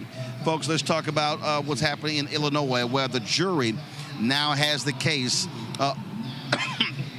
The police officer, the former deputy sheriff, who was, of course, indicted for shooting Sonia Massey, Sean Grayson, the former Sangamon County deputy, was charged with a total of 3 counts in connection with Massey's death: first-degree murder, aggravated battery with a firearm, and official misconduct. This is what the Assistant State's Attorney Mary Beth Rogers said. When you threaten to shoot someone in the face, and you do, that's first-degree murder. Also, the prosecutor said that Grayson was an absolute liar when he said that he had no choice to shoot Massey. The assistant state attorney said Grayson kept lying. He lied over and over and over. He lied on the stand when he said he attempted to turn on his body camera. Now, what's crazy is Grayson's partner had his body camera on and made it perfectly clear what happened here. The question now is, will this jury convict this thug former cop? You know, Jesse, it's critically important that this case go forward, and I really hope that this nearly all-white jury does the right thing, because that's exactly what this cop did. He flat out shot Sonia Massey in cold blood, lied to say his life was threatened when there was a significant distance between him and Massey. He lied on the stand saying she threw a pot at him. She never threw the pot at him whatsoever. In fact, she ducked down behind the counter, covered her face with a red oven mitt, and he still shot her 3 times in the face. Yeah, and at this point, it's a video that unfortunately has gone viral. So we have all seen the same thing. We saw that, his partner, who had his entire body cam going at the time, showed that Massey pulls his gun. Massey points his gun while she's standing up, points at her face to express intent, and tells her that he's going to shoot her in the head. And then I saw the same thing you saw. She ducks down. When she ducks down, he decides that he's going to pull the trigger and take Sonia Massey's life anyway, and almost appeared shocked that his partner had the body camera still going. So I'm not really sure if the jury does not come back in this situation with a conviction. I'm not sure what else there is that the jury would need. And I think we are long overdue for police to be held accountable for these unlawful and extrajudicial killings of Black people. Larry, this is what the Assistant State Attorney General said. Assistant State Attorney said he wants you to believe that he was scared, but you don't have to believe that because it's not true. Yeah, Roland, and this is just another tragic example of Black people, losing their lives at the hands of law enforcement. And I'm hoping, like we're talking about this evening, and my colleagues have already suggested, I'm hoping they hold this officer accountable, because we've seen these tragic stories play out over and over and over again for years as it relates to interactions between Black people and law enforcement. And so the jury has an opportunity to send a message that this won't be tolerated. And particularly, Roland, as we are seeing the United States become, even more of a totalitarian country in terms of the police buildup to the ICE and other, entities, we're likely to see more interactions like this, unfortunately, end in tragic death. So it is, once again, is an opportunity for the jury to send a message to law enforcement that you can't lie and that the lives of Black people do matter. Mustafa, Sean Grayson's attorney, Daniel Fultz, actually said this. He said that when Sonia Massey said, "I rebuke you in the name of Jesus," Grayson believed that it was a threat. It'd be a threat to a demon. It'd be a threat to someone who has no value for our lives. It might be a threat to those who don't embrace humanity. There's the quote that says, the dead cannot cry out for justice, only the living can do that. This jury now has the opportunity to make sure that those of us who are still here are pushing for justice. Sonia Massey didn't deserve to die. Sonia Massey's life mattered, as Larry just shared, and she should still be alive. But she's not, because someone made a choice in that moment to take her life because she wasn't valuable. Because a man who was well over 6 foot saw a small lady and decided to take her life. He decided a Black woman that he had the right to take her life. I've worked with all kinds of law enforcement folks. Folks know the proper protocols when they follow them. They know the right things to do. They know who's a threat and who isn't a threat. So it is time for us to make sure that the dead now receive justice. Well, when she said, I rebuke you in the name of Jesus, guess what? She was talking to an evil devil. Unfortunately, that cost her life. So we'll give you an update of what happens. All right, y'all, let's talk about Louisiana. These right-wing people, when you talk about, they claim to be Christian, but they sure love deities, and they're trying to deify Charlie Kirk, who was shot and killed on a Utah campus. The governor of Louisiana is literally challenging the state's flagship university, Louisiana State University, to honor Charlie Kirk with a massive statue, calling it a move to defend free speech on campus. Listen to this fool. Hey everyone, Governor Jeff Landry here tonight, wanting to thank the entire Turning Point family, because tonight, unbelievable, over 1,500 people came to listen to Turning Point USA. Thank you, big shout out to LSU Turning Point. And so we're here on campus next to Mike the Tiger, and we're gonna put a challenge out to the LSU Board of Supervisors to find a place to put a statue of Charlie Kirk to defend the freedom of speech on college campuses. Come on, ladies and gentlemen, let's see if we can be the first campus to do it. What an absolute dumbass. Now, that followed a Turning Point USA event where some 1,500 people turned out. That's the group that Charlie Kirk co-founded. How about this, Larry? If you want to defend free speech, how about you put up a massive statue of the First Amendment?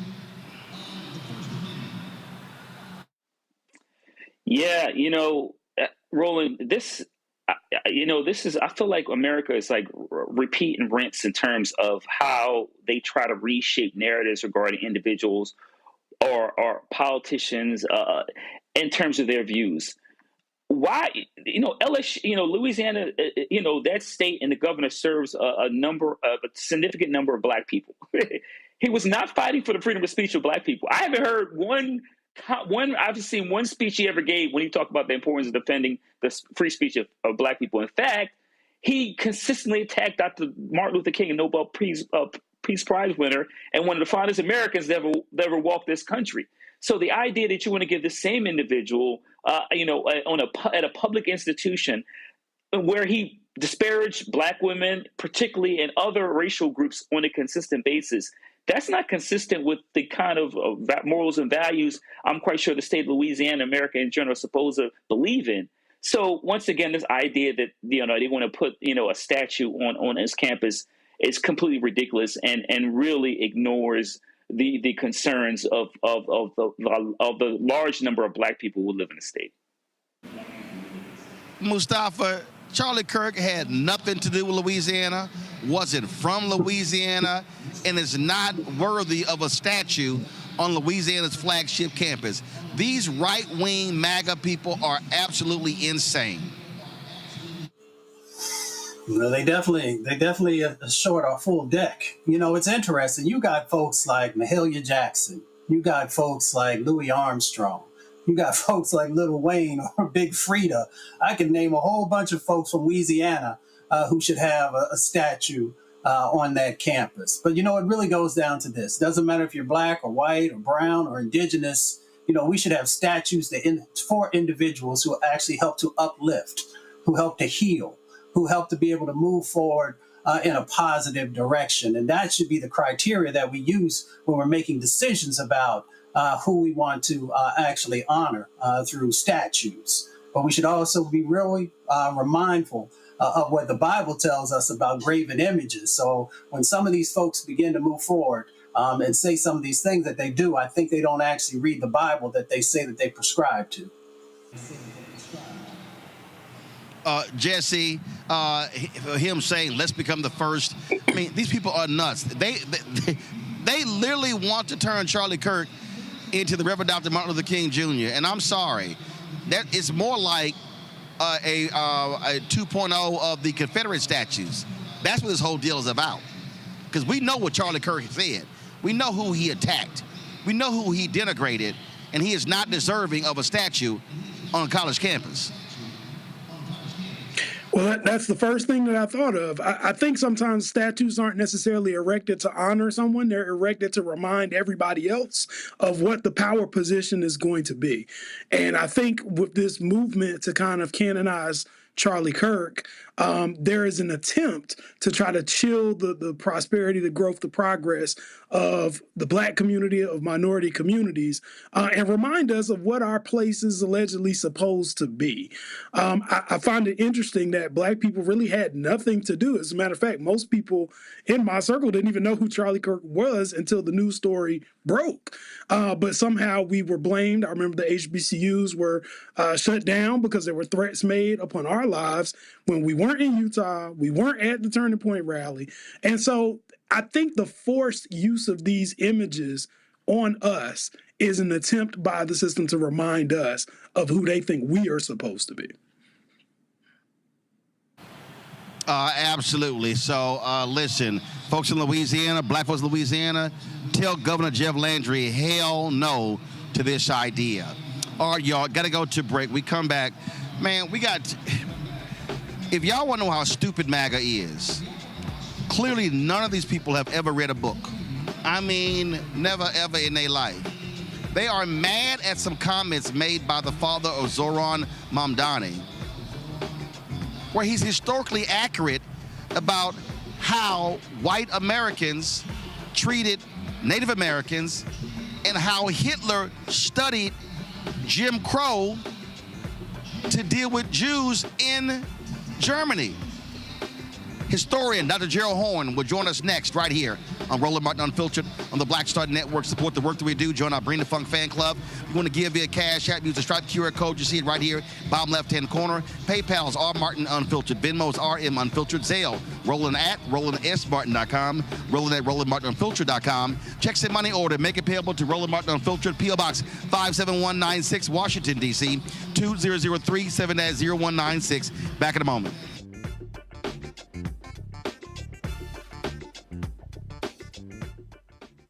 This week on the other side of change. Book bans, anti-intellectualism, and Trump's continued war on wisdom. This is a coordinated backlash to progress. At the end of the day, conservatives realized that they couldn't win a debate on facts. They started using our language against us, right? Remember when we were all woke and the woke movement and all that kind of stuff?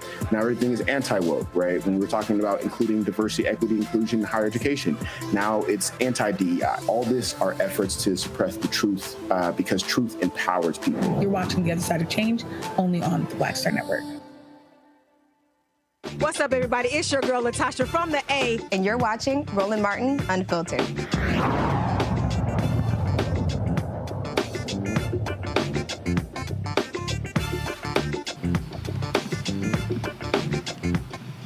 All right, folks, welcome back to Roland Martin Unfiltered. We're here at the George R. Brown Convention Center at the Afro Tech Conference. Y'all, for the last couple of days, I have literally seen some of the dumbest people in my life. You have had these right-wingers, these MAGA people, attacking the father of New York City mayoral candidate, Zoran Mamdani. Now, Mahmoud Mamdani is an author and a Columbia University Herbert Lehman professor. In 2022, at a New York literary festival, he said this. In my view, America is the genesis of what we call settler colonialism. And the American model was exported all around the world. In America, you have two kinds of minorities that have run the course of the history of the modern American state: the American Indian and the African American. Each has a different significance for our contemporary era. The American Indians were the people on that land when the settlers conquered it. First, they tried to eliminate as many Indians as possible. This was the first recorded genocide in modern history. Then, with the Civil War, Abraham Lincoln generalized the solution of reservations. They herded American Indians into separate territories. For the Nazis, this was the inspiration. Hitler realized two things. One, that genocide was doable. It is possible to do genocide. That's what Hitler realized. Second thing Hitler realized is that you don't have to have a common citizenship. You can differentiate between people. The Nuremberg laws were patterned after American laws. Anyway, the US put Indians in reservations. The US invented the model, what we call today the two-state solution. The American state, and alongside it, several protectorates with degrees of autonomy, but no independence. It has had its own effect, and we will realize the effect if we contrast it with what happened to the African Americans. Because the African Americans were not put in a separate state. The African Americans were part of the one-state solution. They were oppressed terribly within a single state. But the thing is that the American Indians, by being put in separate states, were perpetually fragmented, isolated. Up to today, the African Americans, horribly oppressed, but had the possibility of building alliances with other oppressed peoples. So we have a history of the same hundreds of years which have brought us to the point where we are with Black Lives Matter, which are at the forefront of progressive struggles in the US, while the American Indians remain isolated and fragmented. The two-state solution was taken around the world. The latest place is Israel, of course.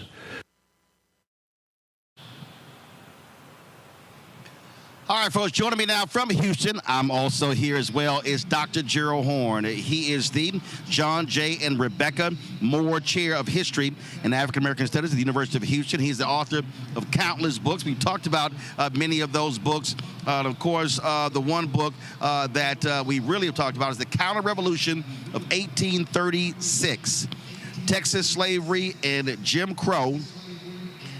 And first of all, and this is really important for where we are right now, y'all. Again, the Texas slavery and Jim Crow and the roots of American fascism. Gerald, always glad to have you here. He also, of course, is the counter-revolution of 1776, slave resistance, and the origins of the United States of America. Here's what's crazy, Gerald. I mean, these MAGA people have been losing their mind. They have been trashing this man. Oh, he hates America. He's lying. He doesn't know what he's talking about. And I'm sitting there going, are y'all really that dumb? Literally everything he said happened.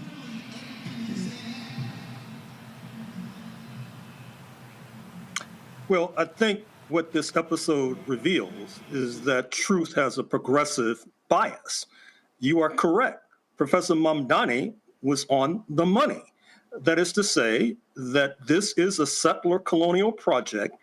400 years ago, there were hardly any Europeans living in Texas, and now it has a Euro-American majority.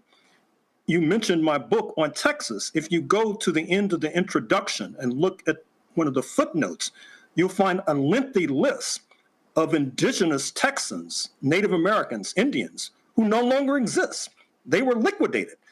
And with regard to that point, it's important to point out that the settlers organized militias in order to liquidate the indigenous population, and they oftentimes worked in conjunction with the U.S. military, although they oftentimes thought that the U.S. military was too soft when it came to liquidating the indigenous. And I'm sure your audience is familiar with African American history, familiar with how slavery for hundreds of years was followed by Jim Crow, and that Jim Crow began to crumble approximately 70 years ago, not least because of assistance from the international community. That is to say, the fact that African and Caribbean nations were soaring to independence post-1945, and the United States found it difficult to win hearts and minds amongst these resource-rich nations as long as Black people in this country were treated so atrociously. So that created a dynamic that led to the agonizing and reluctant retreat of Jim Crow, although we all know that in order to desegregate, for example, the high schools in Little Rock, Arkansas in 1957, President Eisenhower had to send in federal troops to keep young Black students from being torn from limb by those who objected to their presence. And the same thing happened when Ole Miss, University of Mississippi in Oxford, was desegregated in 1962 per the peerage of one lone Black student, speaking of James Meredith. And to suggest that it was not sectional or regional, recall the Boston busing crisis of the 1970s, when once again, young Black students were trying to desegregate public schools in Boston and were assaulted repeatedly by Euro-Americans who objected to their presence. So I'm scratching my head and trying to figure out what was precisely the objection to what Professor Mamdani said, or is it that those who objected are objecting to reality and to truth?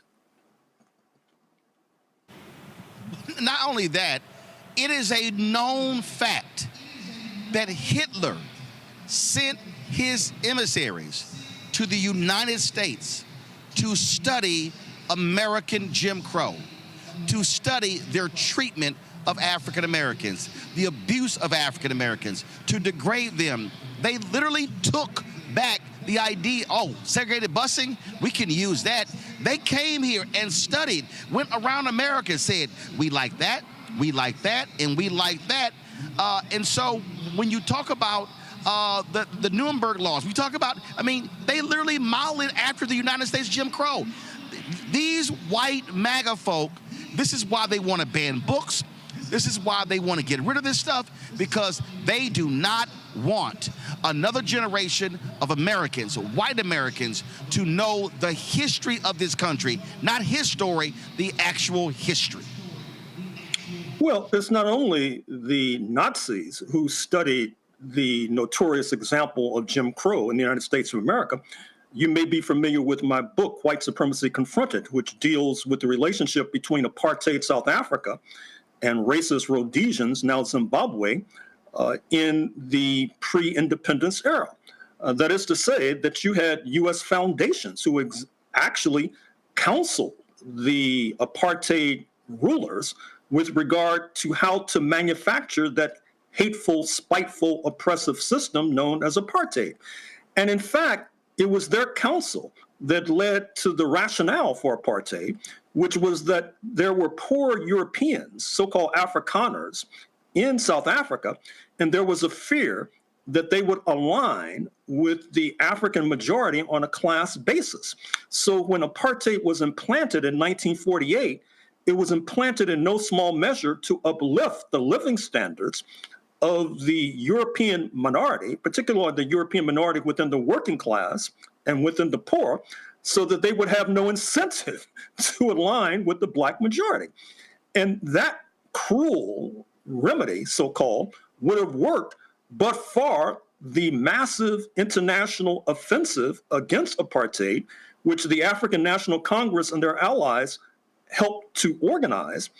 And finally, in the spring of 1994, as you well know, there were the first democratic elections in South Africa, though the Europeans had landed on that continent in 1652. So once again, I'm curious as to what the objections are to Professor Mamdani's words. And by the way, you might recall that he has extensive experience in South Africa as well. He taught at the University of Cape Town, and in fact, the incoming mayor, we imagine, speaking of his son, Z. Kwame Mamdani, that is to say he carries the middle name of the late, great Kwame Nkrumah of Pan-Africanist fame in Ghana. Mr. Mamdani, the latter, actually matriculated and studied and spent a good deal of his youth in South Africa, which I'm afraid to say probably well prepared him for the white supremacy of New York City. Well, it is abundantly clear the reason they are objecting because they do not like facts. What they want to do is have this ahistorical view. Donald Trump is already setting that up next year for the United States celebrating its 250th anniversary. They want to completely whitewash the history. They don't want any conversation about the evils that took place. They want to frame America as the great oasis of love and peace and say, well, no, don't bring up that stuff because those are just small things. That stuff doesn't matter. They do not want to deal with the actual real history of this country from the beginning. To be sure. And particularly, they do not want to deal with Black history because Black history, by its very nature, contradicts the uplifting, soaring narrative that Mr. Trump would like to project of the United States creation being a great leap forward for humanity. How can one make that statement when at the founding, that is to say in 1776 to the end of the 18th century, there were thousands of enslaved Africans. On the verge of the U.S. Civil War in 1861, there were millions. If this was an abolitionist project, as some would lead us to believe, I'd hate to see a pro-slavery project. Not only that, but the investment in the bodies of enslaved Africans, your ancestors and mine, that was the most lucrative investment in the United States of America, more valuable than banking capital, more valuable than the railways. Indeed, the African slave trade, which deposited our ancestors on these shores, was one of the most lucrative enterprises known to humankind. You can invest $1 and receive $1,700 in return. There are those today who would sell their firstborn for 1,700% profit, not to mention some African that they did not know.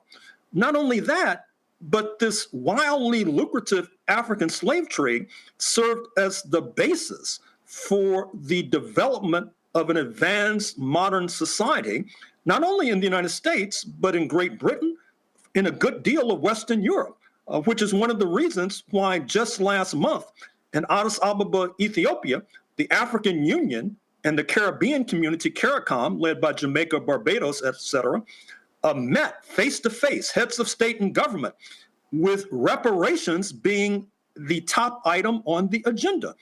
As the late, great Walter Rodney, the Guyanese historian, put it in his famous book, How Europe Underdeveloped Africa, that says it all. That is to say, as Europe, that is to say, Western Europe, soared to prominence on the backs and bodies of our ancestors, the African continent was driven into the dust.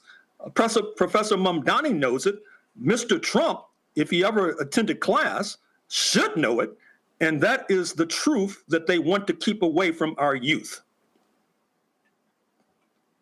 Questions from my panel. Jesse, you're first. Well, I definitely appreciate this information. I think also that one of the things that I'm seeing this administration is trying to do, in addition to erasing the history, is it seems like this administration is attempting to not only devalue us, but they're also trying to stop future generations from even ever reconsidering this. Burning textbooks, getting rid of curriculums, this will take decades to repair for those people who don't have a repository. I'm wondering, what advice do you have for our community in particular to overcome what we know is going to be an onslaught on our history and our culture? Well, I think the potential remedies are obvious. Obviously, we need to fight back, but I think one of the arrows in our quiver that has been lost in recent years has been the internationalizing of our struggle. It was Pan-Africanism, spearheaded by the late, great W.E.B. Du Bois, which linked our struggle to struggles in the Caribbean and struggles in Africa. I was very curious to note that at the aforementioned summit in Addis Ababa, Ethiopia, there were less than a handful of Black Americans who were participating at this summit that in many ways was deciding and determining our fate as regards reparations. But not only internationalizing the struggle, there are certain home remedies we can take, not only, of course, making sure that our youth are acquainted with various websites and have various books in their own personal library, but organizing Saturday schools. You know that there are certain immigrant groups who send their children to public schools where they receive a U.S.-determined or locally determined curriculum, but on Saturday they learn about, for example, Korean history or Chinese history, et cetera. We need to adopt that kind of model. That is to say, a model that in some ways has its roots in Dixie during the bad old days of Jim Crow, when we were struggling against segregated schools and struggling against inadequately prepared desegregated schools. That is to say, we organized what were called freedom schools.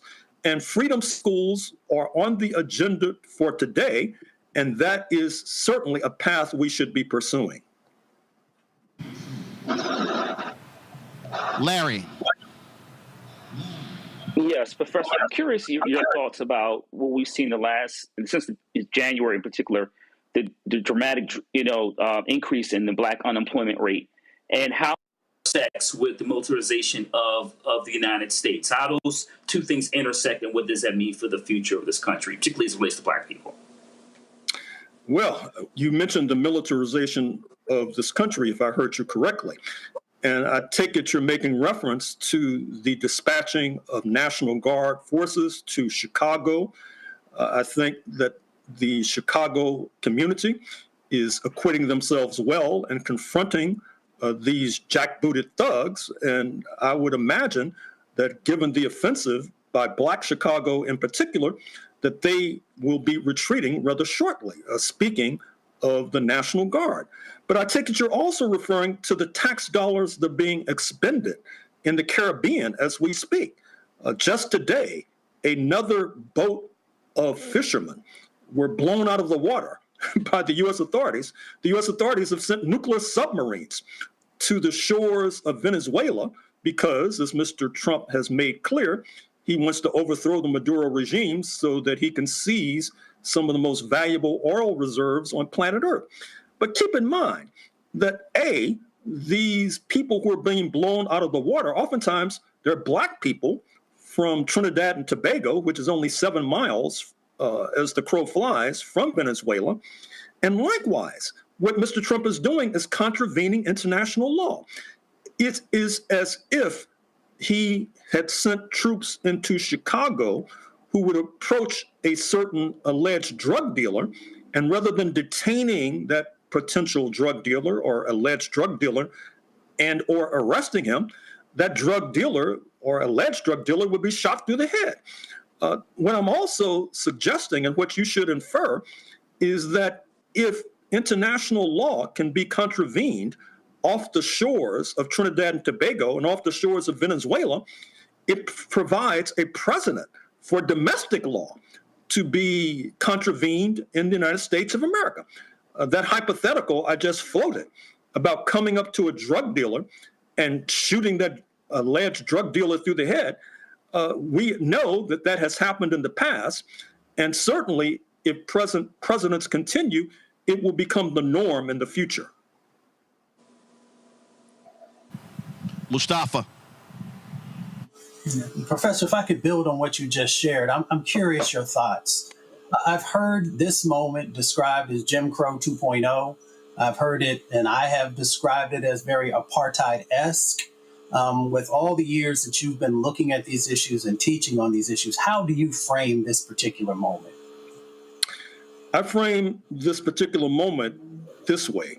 I think we're in the midst of a counter-revolutionary moment, not unlike what followed the end of the Civil War, referring to Reconstruction, where there was democratic promise. Recall that there were Black men in particular who are elected to the highest offices in the land, including members of Congress. But there was a backlash. There was a resurgence of racist terror spearheaded by the Ku Klux Klan, which led to the promise of Reconstruction being drowned in blood. I think that we're experiencing a similar moment today. And as Mr. Martin noted in his introduction, I wrote a book some years ago called The Counter-Revolution of 1776. And in other words, I've maintained that the creation of the United States itself was a counter-revolutionary moment because, as I point out, London, the colonial power, seemed to be moving towards abolition of slavery, which would have jeopardized the fortunes of slave owners like George Washington, Thomas Jefferson, James Madison, Patrick Henry, et al. And rather than run that risk, they revolted and set up an independent state, which, as noted, expanded exponentially the number of enslaved Africans from 1776 to 1861. So only those who have not been paying attention, only the naive, will be surprised at what we're experiencing today. Well, we actually are dealing with this here, and one of the things they desperately want to do is they do not want folk to have an understanding of real history, American history. That's what we're seeing right here. Dr. Gerald Horne, always glad to have you on the show. Folks, just Google it. He got way too many books. He got books on boxing, jazz, history, you name it. We've talked about a lot of his books. Get them all. Because it is important reading, because we have too many people right now who do not know American history. And Gerald, the key is when we know history, we're able to push back against these lies. And I worked at CNN. I've been on these other networks, and too many of these people, they don't know a damn thing about history, especially Black history. And so they allow these lies to simply be told. And all what Mom Donnie did was tell the real story of America, and they just simply don't like it. Well, the truth hurts. I'm sure you remember that phrase. And once again, I think we should reiterate what Professor Mamdani was saying, because it's quite bone-chilling. That is to say, the Nazis tried to learn the lessons of Jim Crow. The crafters of apartheid tried to learn the lessons of Jim Crow. Not only that, but as I noted in my aforementioned book, the U.S., as you may recall, was a major supporter of apartheid. Recall that Ronald Wilson Reagan himself in the 1980s, when he was seeking to veto the Comprehensive Anti-Apartheid Act, which was spearheaded by the Congressional Black Caucus, including the late Ronald V. Dellums of Oakland, Berkeley, the late John Conyers of Detroit, he argued falsely, not unlike Mr. Trump argues falsely today, that actually the apartheid rulers and crafters were on the same side of the United States during World War II, which is absolutely false. Actually, the apartheid rulers were pro-Nazi during World War II. They were pro-Berlin during World War II. And this is an elemental truth. It's an elemental fact. It's the sort of fact and truth that Mr. Mamdani Sr. was espousing, and it's the kind of elemental truth and fact that Mr. Trump of the White House would like to keep away from the eyes and ears of our youth in particular. Dr. Gerald Horne, we appreciate it. Thanks a lot. Good luck to you. Thank you for inviting me. Thank you very much, folks. We come back our marketplace segment with another one of our shop, blackstartnetwork.com, Black-owned businesses. You're watching Roland Martin Unfiltered right here on the Black Start Network, live from the George R. Brown Convention Center here in Houston. where the Afrotech Conference is taking place this week. Back in a moment.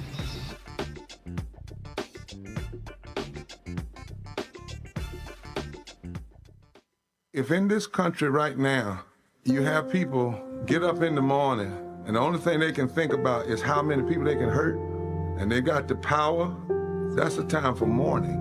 For better or worse, what makes America special, it's that legal system that's supposed to protect minorities from the tyranny of the majority. We are at a point of a moral emergency. We must raise a voice of outrage. We must raise a voice of compassion.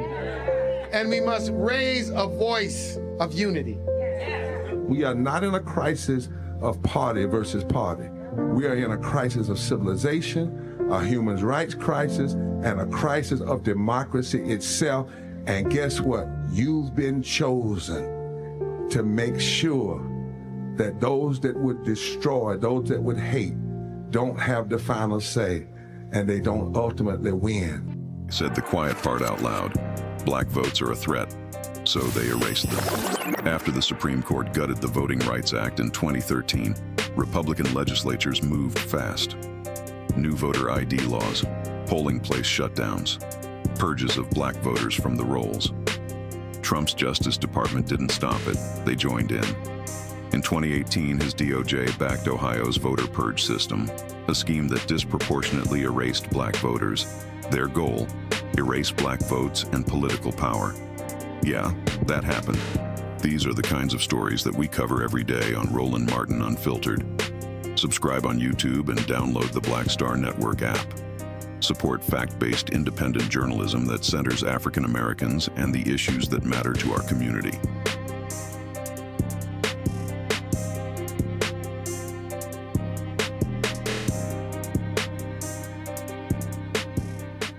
Next on The Black Table with me, Craig Calkin. Why the America we live in today is not what the founders intended or what they outlined in the Declaration of Independence and even the Constitution. Professor and author Kermit Roosevelt will join us to talk about his book, The Nation That Never Was. How history was misinterpreted, the intent and realities of America's beginnings, and missed a much better story in the process. So if you have to pick some group to marginalize, I think it should be the people who are against equality. That's next on The Black Table, right here on the Black Star Network. This week on the other side of change. Book bans, anti-intellectualism, and Trump's continued war on wisdom. This is a coordinated backlash to progress. At the end of the day, conservatives realized that they couldn't win a debate on facts. They started using our language against us, right? Remember when we were all woke and the woke movement and all that kind of stuff? Now everything is anti-woke, right? When we were talking about including diversity, equity, inclusion, and higher education, now it's anti-DEI. All this are efforts to suppress the truth because truth empowers people. You're watching The Other Side of Change only on the Black Star Network. How you doing? My name is Mark Curry, and you're watching Roland Martin Unfiltered. Deep into it, like pasteurized milk without the 2%. We getting deep. You want to turn that shit off? We're doing an interview, motherfucker.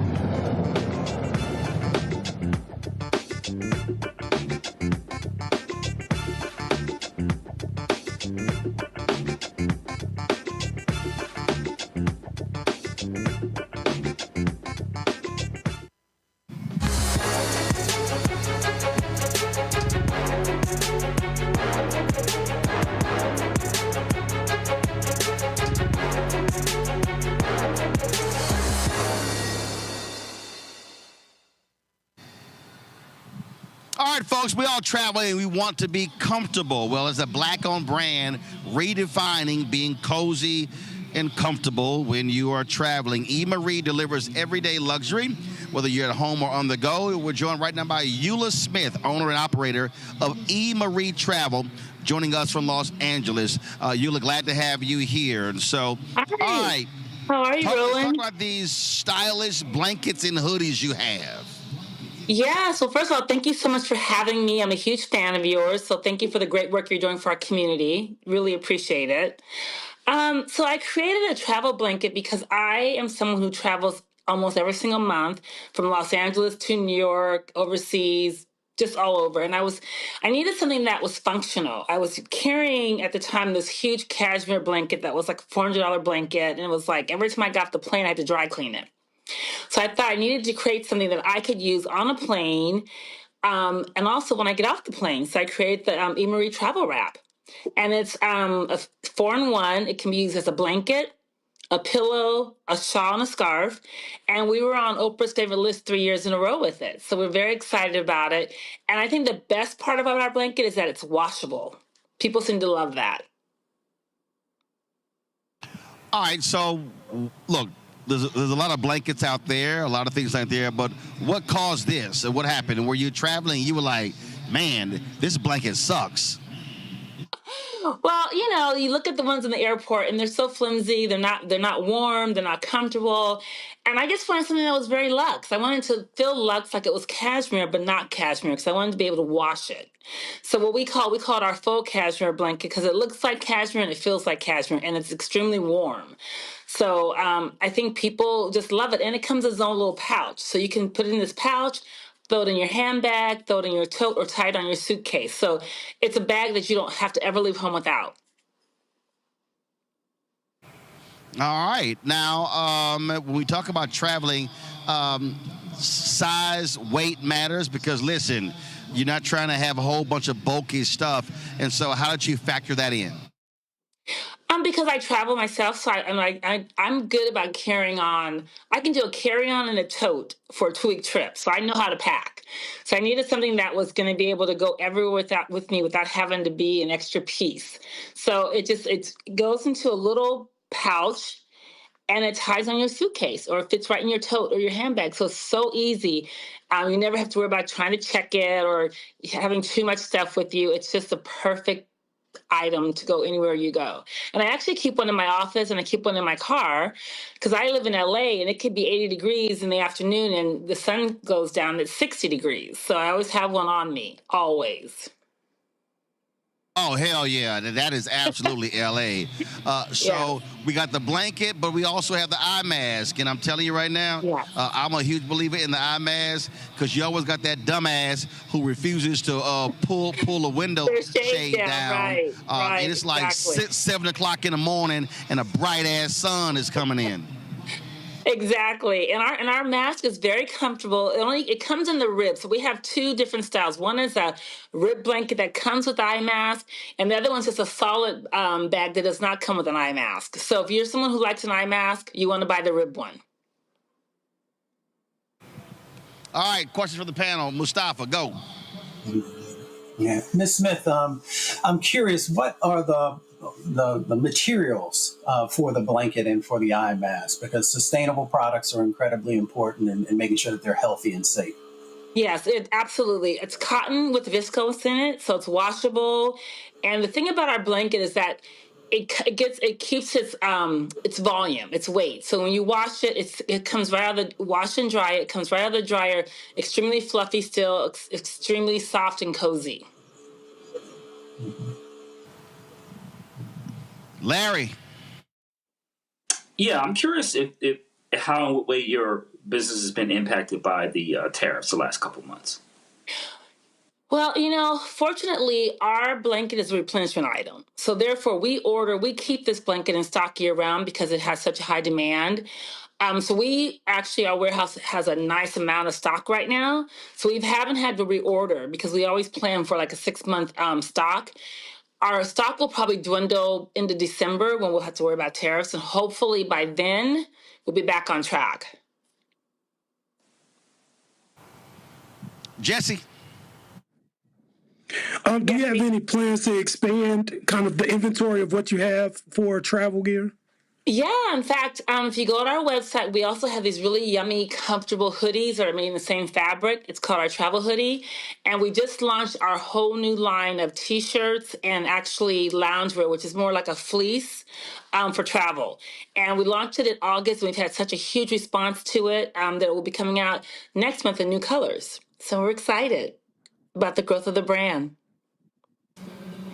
So, folks, we want y'all to go to shopblackstarnetwork.com to get these products from E. Marie. Again, E. Marie Travel. show the website. Again, you go to shopblackstarnetwork.com. Remember, when you support these black-owned businesses, you're also supporting this black-owned business, Roland Martin Unfiltered, and the Black Star Network. And that's why all this is important. And so that's why we do this. That's why we have partnered to do this, because this provides an opportunity for these black-owned businesses and to be able to get the word out about their products. The reality is marketing is very expensive, and so being able to take advantage of this is really important. And so that's really matters. And so again, y'all, listen, you got birthdays coming up. Hint, hint.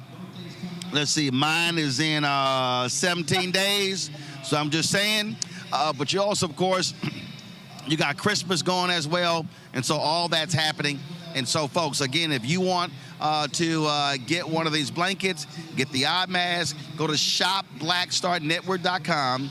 Just simply put in the search box E-Marie Travel. E-Marie Travel, you see the products right there. And let's make this happen. And you can support Eula and all the other black-owned companies that are on shopblackstarnetwork.com. Eula, how many colors of the blankets do you have, and what are the colors? It comes in 9 colors. We have black, we have light gray, dark gray, olive, dark olive, a beautiful, beautiful Bordeaux, which is the color of the season. And we have a what we call goldenrod, which is beautiful goldenrod color, and oatmeal, which is light, very light, creamy. And I will just say, Roland, what you're doing for Black-owned businesses is so fabulous, because we really need to support Black-owned businesses. There's so many talented people out there in our community doing great things, from clothing to jewelry to candles to even wine. And we need to get behind these amazing, amazing designers and owners of companies. And thank you for the platform. And I hope so many other people will be able to get on your show as well. We have a lot of those on the site. We're adding more products as well. And I'm going to have to get that Bordeaux, because I'm a Texas A&M graduate, so maroon is our color. So that would have went perfect with the maroon cowboy hat I was rocking today flying from D.C. to Houston. It's been perfect. And you know, it's our #1 selling color. It has been. It's just crazy. It's a beautiful, so rich. All right, then. Well, Eula, we appreciate it, folks. It is E-Marie Travel. Thanks a lot. Thank you so much, and nice talking to all the guys as well. Thank you. Have a good evening. Thank you very much. Thank you. Let me shout out. Let me thank Jesse. Let me thank Larry. Let me thank Mustafa for being on today's panel. Thank you so very much.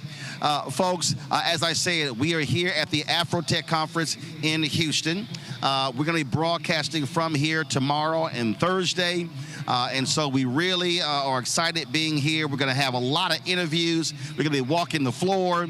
Where they have all of the vendors as well as the products. And so we're going to be talking about all things tech and African Americans over the next couple of days. And so you want to tune in right here to Roland Martin Unfiltered and the Black Star Network. We'll also be streaming live several of the panels from the main stage as well. And so what you want to do is you want to be sure to check your notifications on YouTube. So when we go live, you get your notifications. So we really look forward to that. And so, again, glad to be here partnering with Afrotech and Blavity at the Afrotech Conference in Houston. Folks, that's it. Don't forget, if you want to support the work that we do, be sure to join our Bring the Funk fan club. Join the Bring the Funk fan club. The goal is to get 20,000 of our fans contributing on average $50 each a year. It's $4.19 a month, 13 cents a day. That means you're going to be supporting this show and all the shows on the Black Star Network. Our goal is to raise $1 million between now and the end of the year for the new shows that we are launching. If you want to contribute via Cash App, use the Stripe QR code. We do not have our Cash App products anymore, our Cash App names. Use the Stripe QR code for Cash App. PayPal is R Martin Unfiltered. Venmo is RM Unfiltered. Zelle, Roland at RolandSMartin.com. Roland at RolandMartinUnfiltered.com. Checks and money order. Make it payable to P.O. Box 57196, Washington, D.C. 2037-0196. Be sure to download the Black Star Network app, Apple phone, Android phone, Apple TV, Android TV, Roku, Amazon Fire TV, Xbox One, Samsung Smart TV. Be sure to get a copy of my book, White Fear, How the Browning of America is Making White Folks Lose Their Minds. Available at bookstores nationwide. And, of course, we also want you to get our Roland Martin Unfiltered Black Star Network swag. And so we want to get our shirts and hats, T-shirts, mugs, all that good stuff. Go to shopblackstarnetwork.com, shopblackstarnetwork.com. And of course, if you want to support those black-owned businesses, as I said, go to shopblackstarnetwork.com as well. And don't forget to support and download the app Fanbase. Download the app Fanbase. Okay, y'all need to switch it. Show shopblackstarnetwork.com for the black-owned products. So again, all those products you see on my desk there in our DC. We got black crossword puzzles. We got backpacks. We got skincare. We got relishes. All sort of products. All those products you see right there are available on shopblackstarnetwork.com. And as I said, download the app Fanbase. It is now up to number 19 on the Apple App Store. So, folks, let's keep taking it higher. Let's download Fanbase. Let's blow this thing up. A social media platform owned by African Americans, investors. And this is a way for us to be able to participate in this tech economy, and more importantly, to protect ourselves, be able to get our word out by having apps that the billionaires on the right wing do not control. If you want to invest in Fanbase, they've raised some $13.4 million for a $17 million Series A raise. If you want to invest, go to startengine.com/fanbase, startengine.com/fanbase. All right, folks, that's it from Houston. I'm going to see y'all tomorrow right here on Roland Martin Unfiltered on the Black Star Network. Again, we're going to be live streaming a number of the sessions throughout the day. And we'll be carrying a lot of those interviews we'll be shooting live on the show tomorrow as well at 6 p.m. Eastern. Don't forget, if you missed the show, watch the restream. You can go to our YouTube channel as well. And be sure to share our videos as well because, again, the more views we get there, that drives the revenue for the show as well. So, folks, that's it. I'll see y'all tomorrow right here. Roland Martin Unfiltered on the Black Star Network, live from Houston at the Afro Tech Conference. Holla!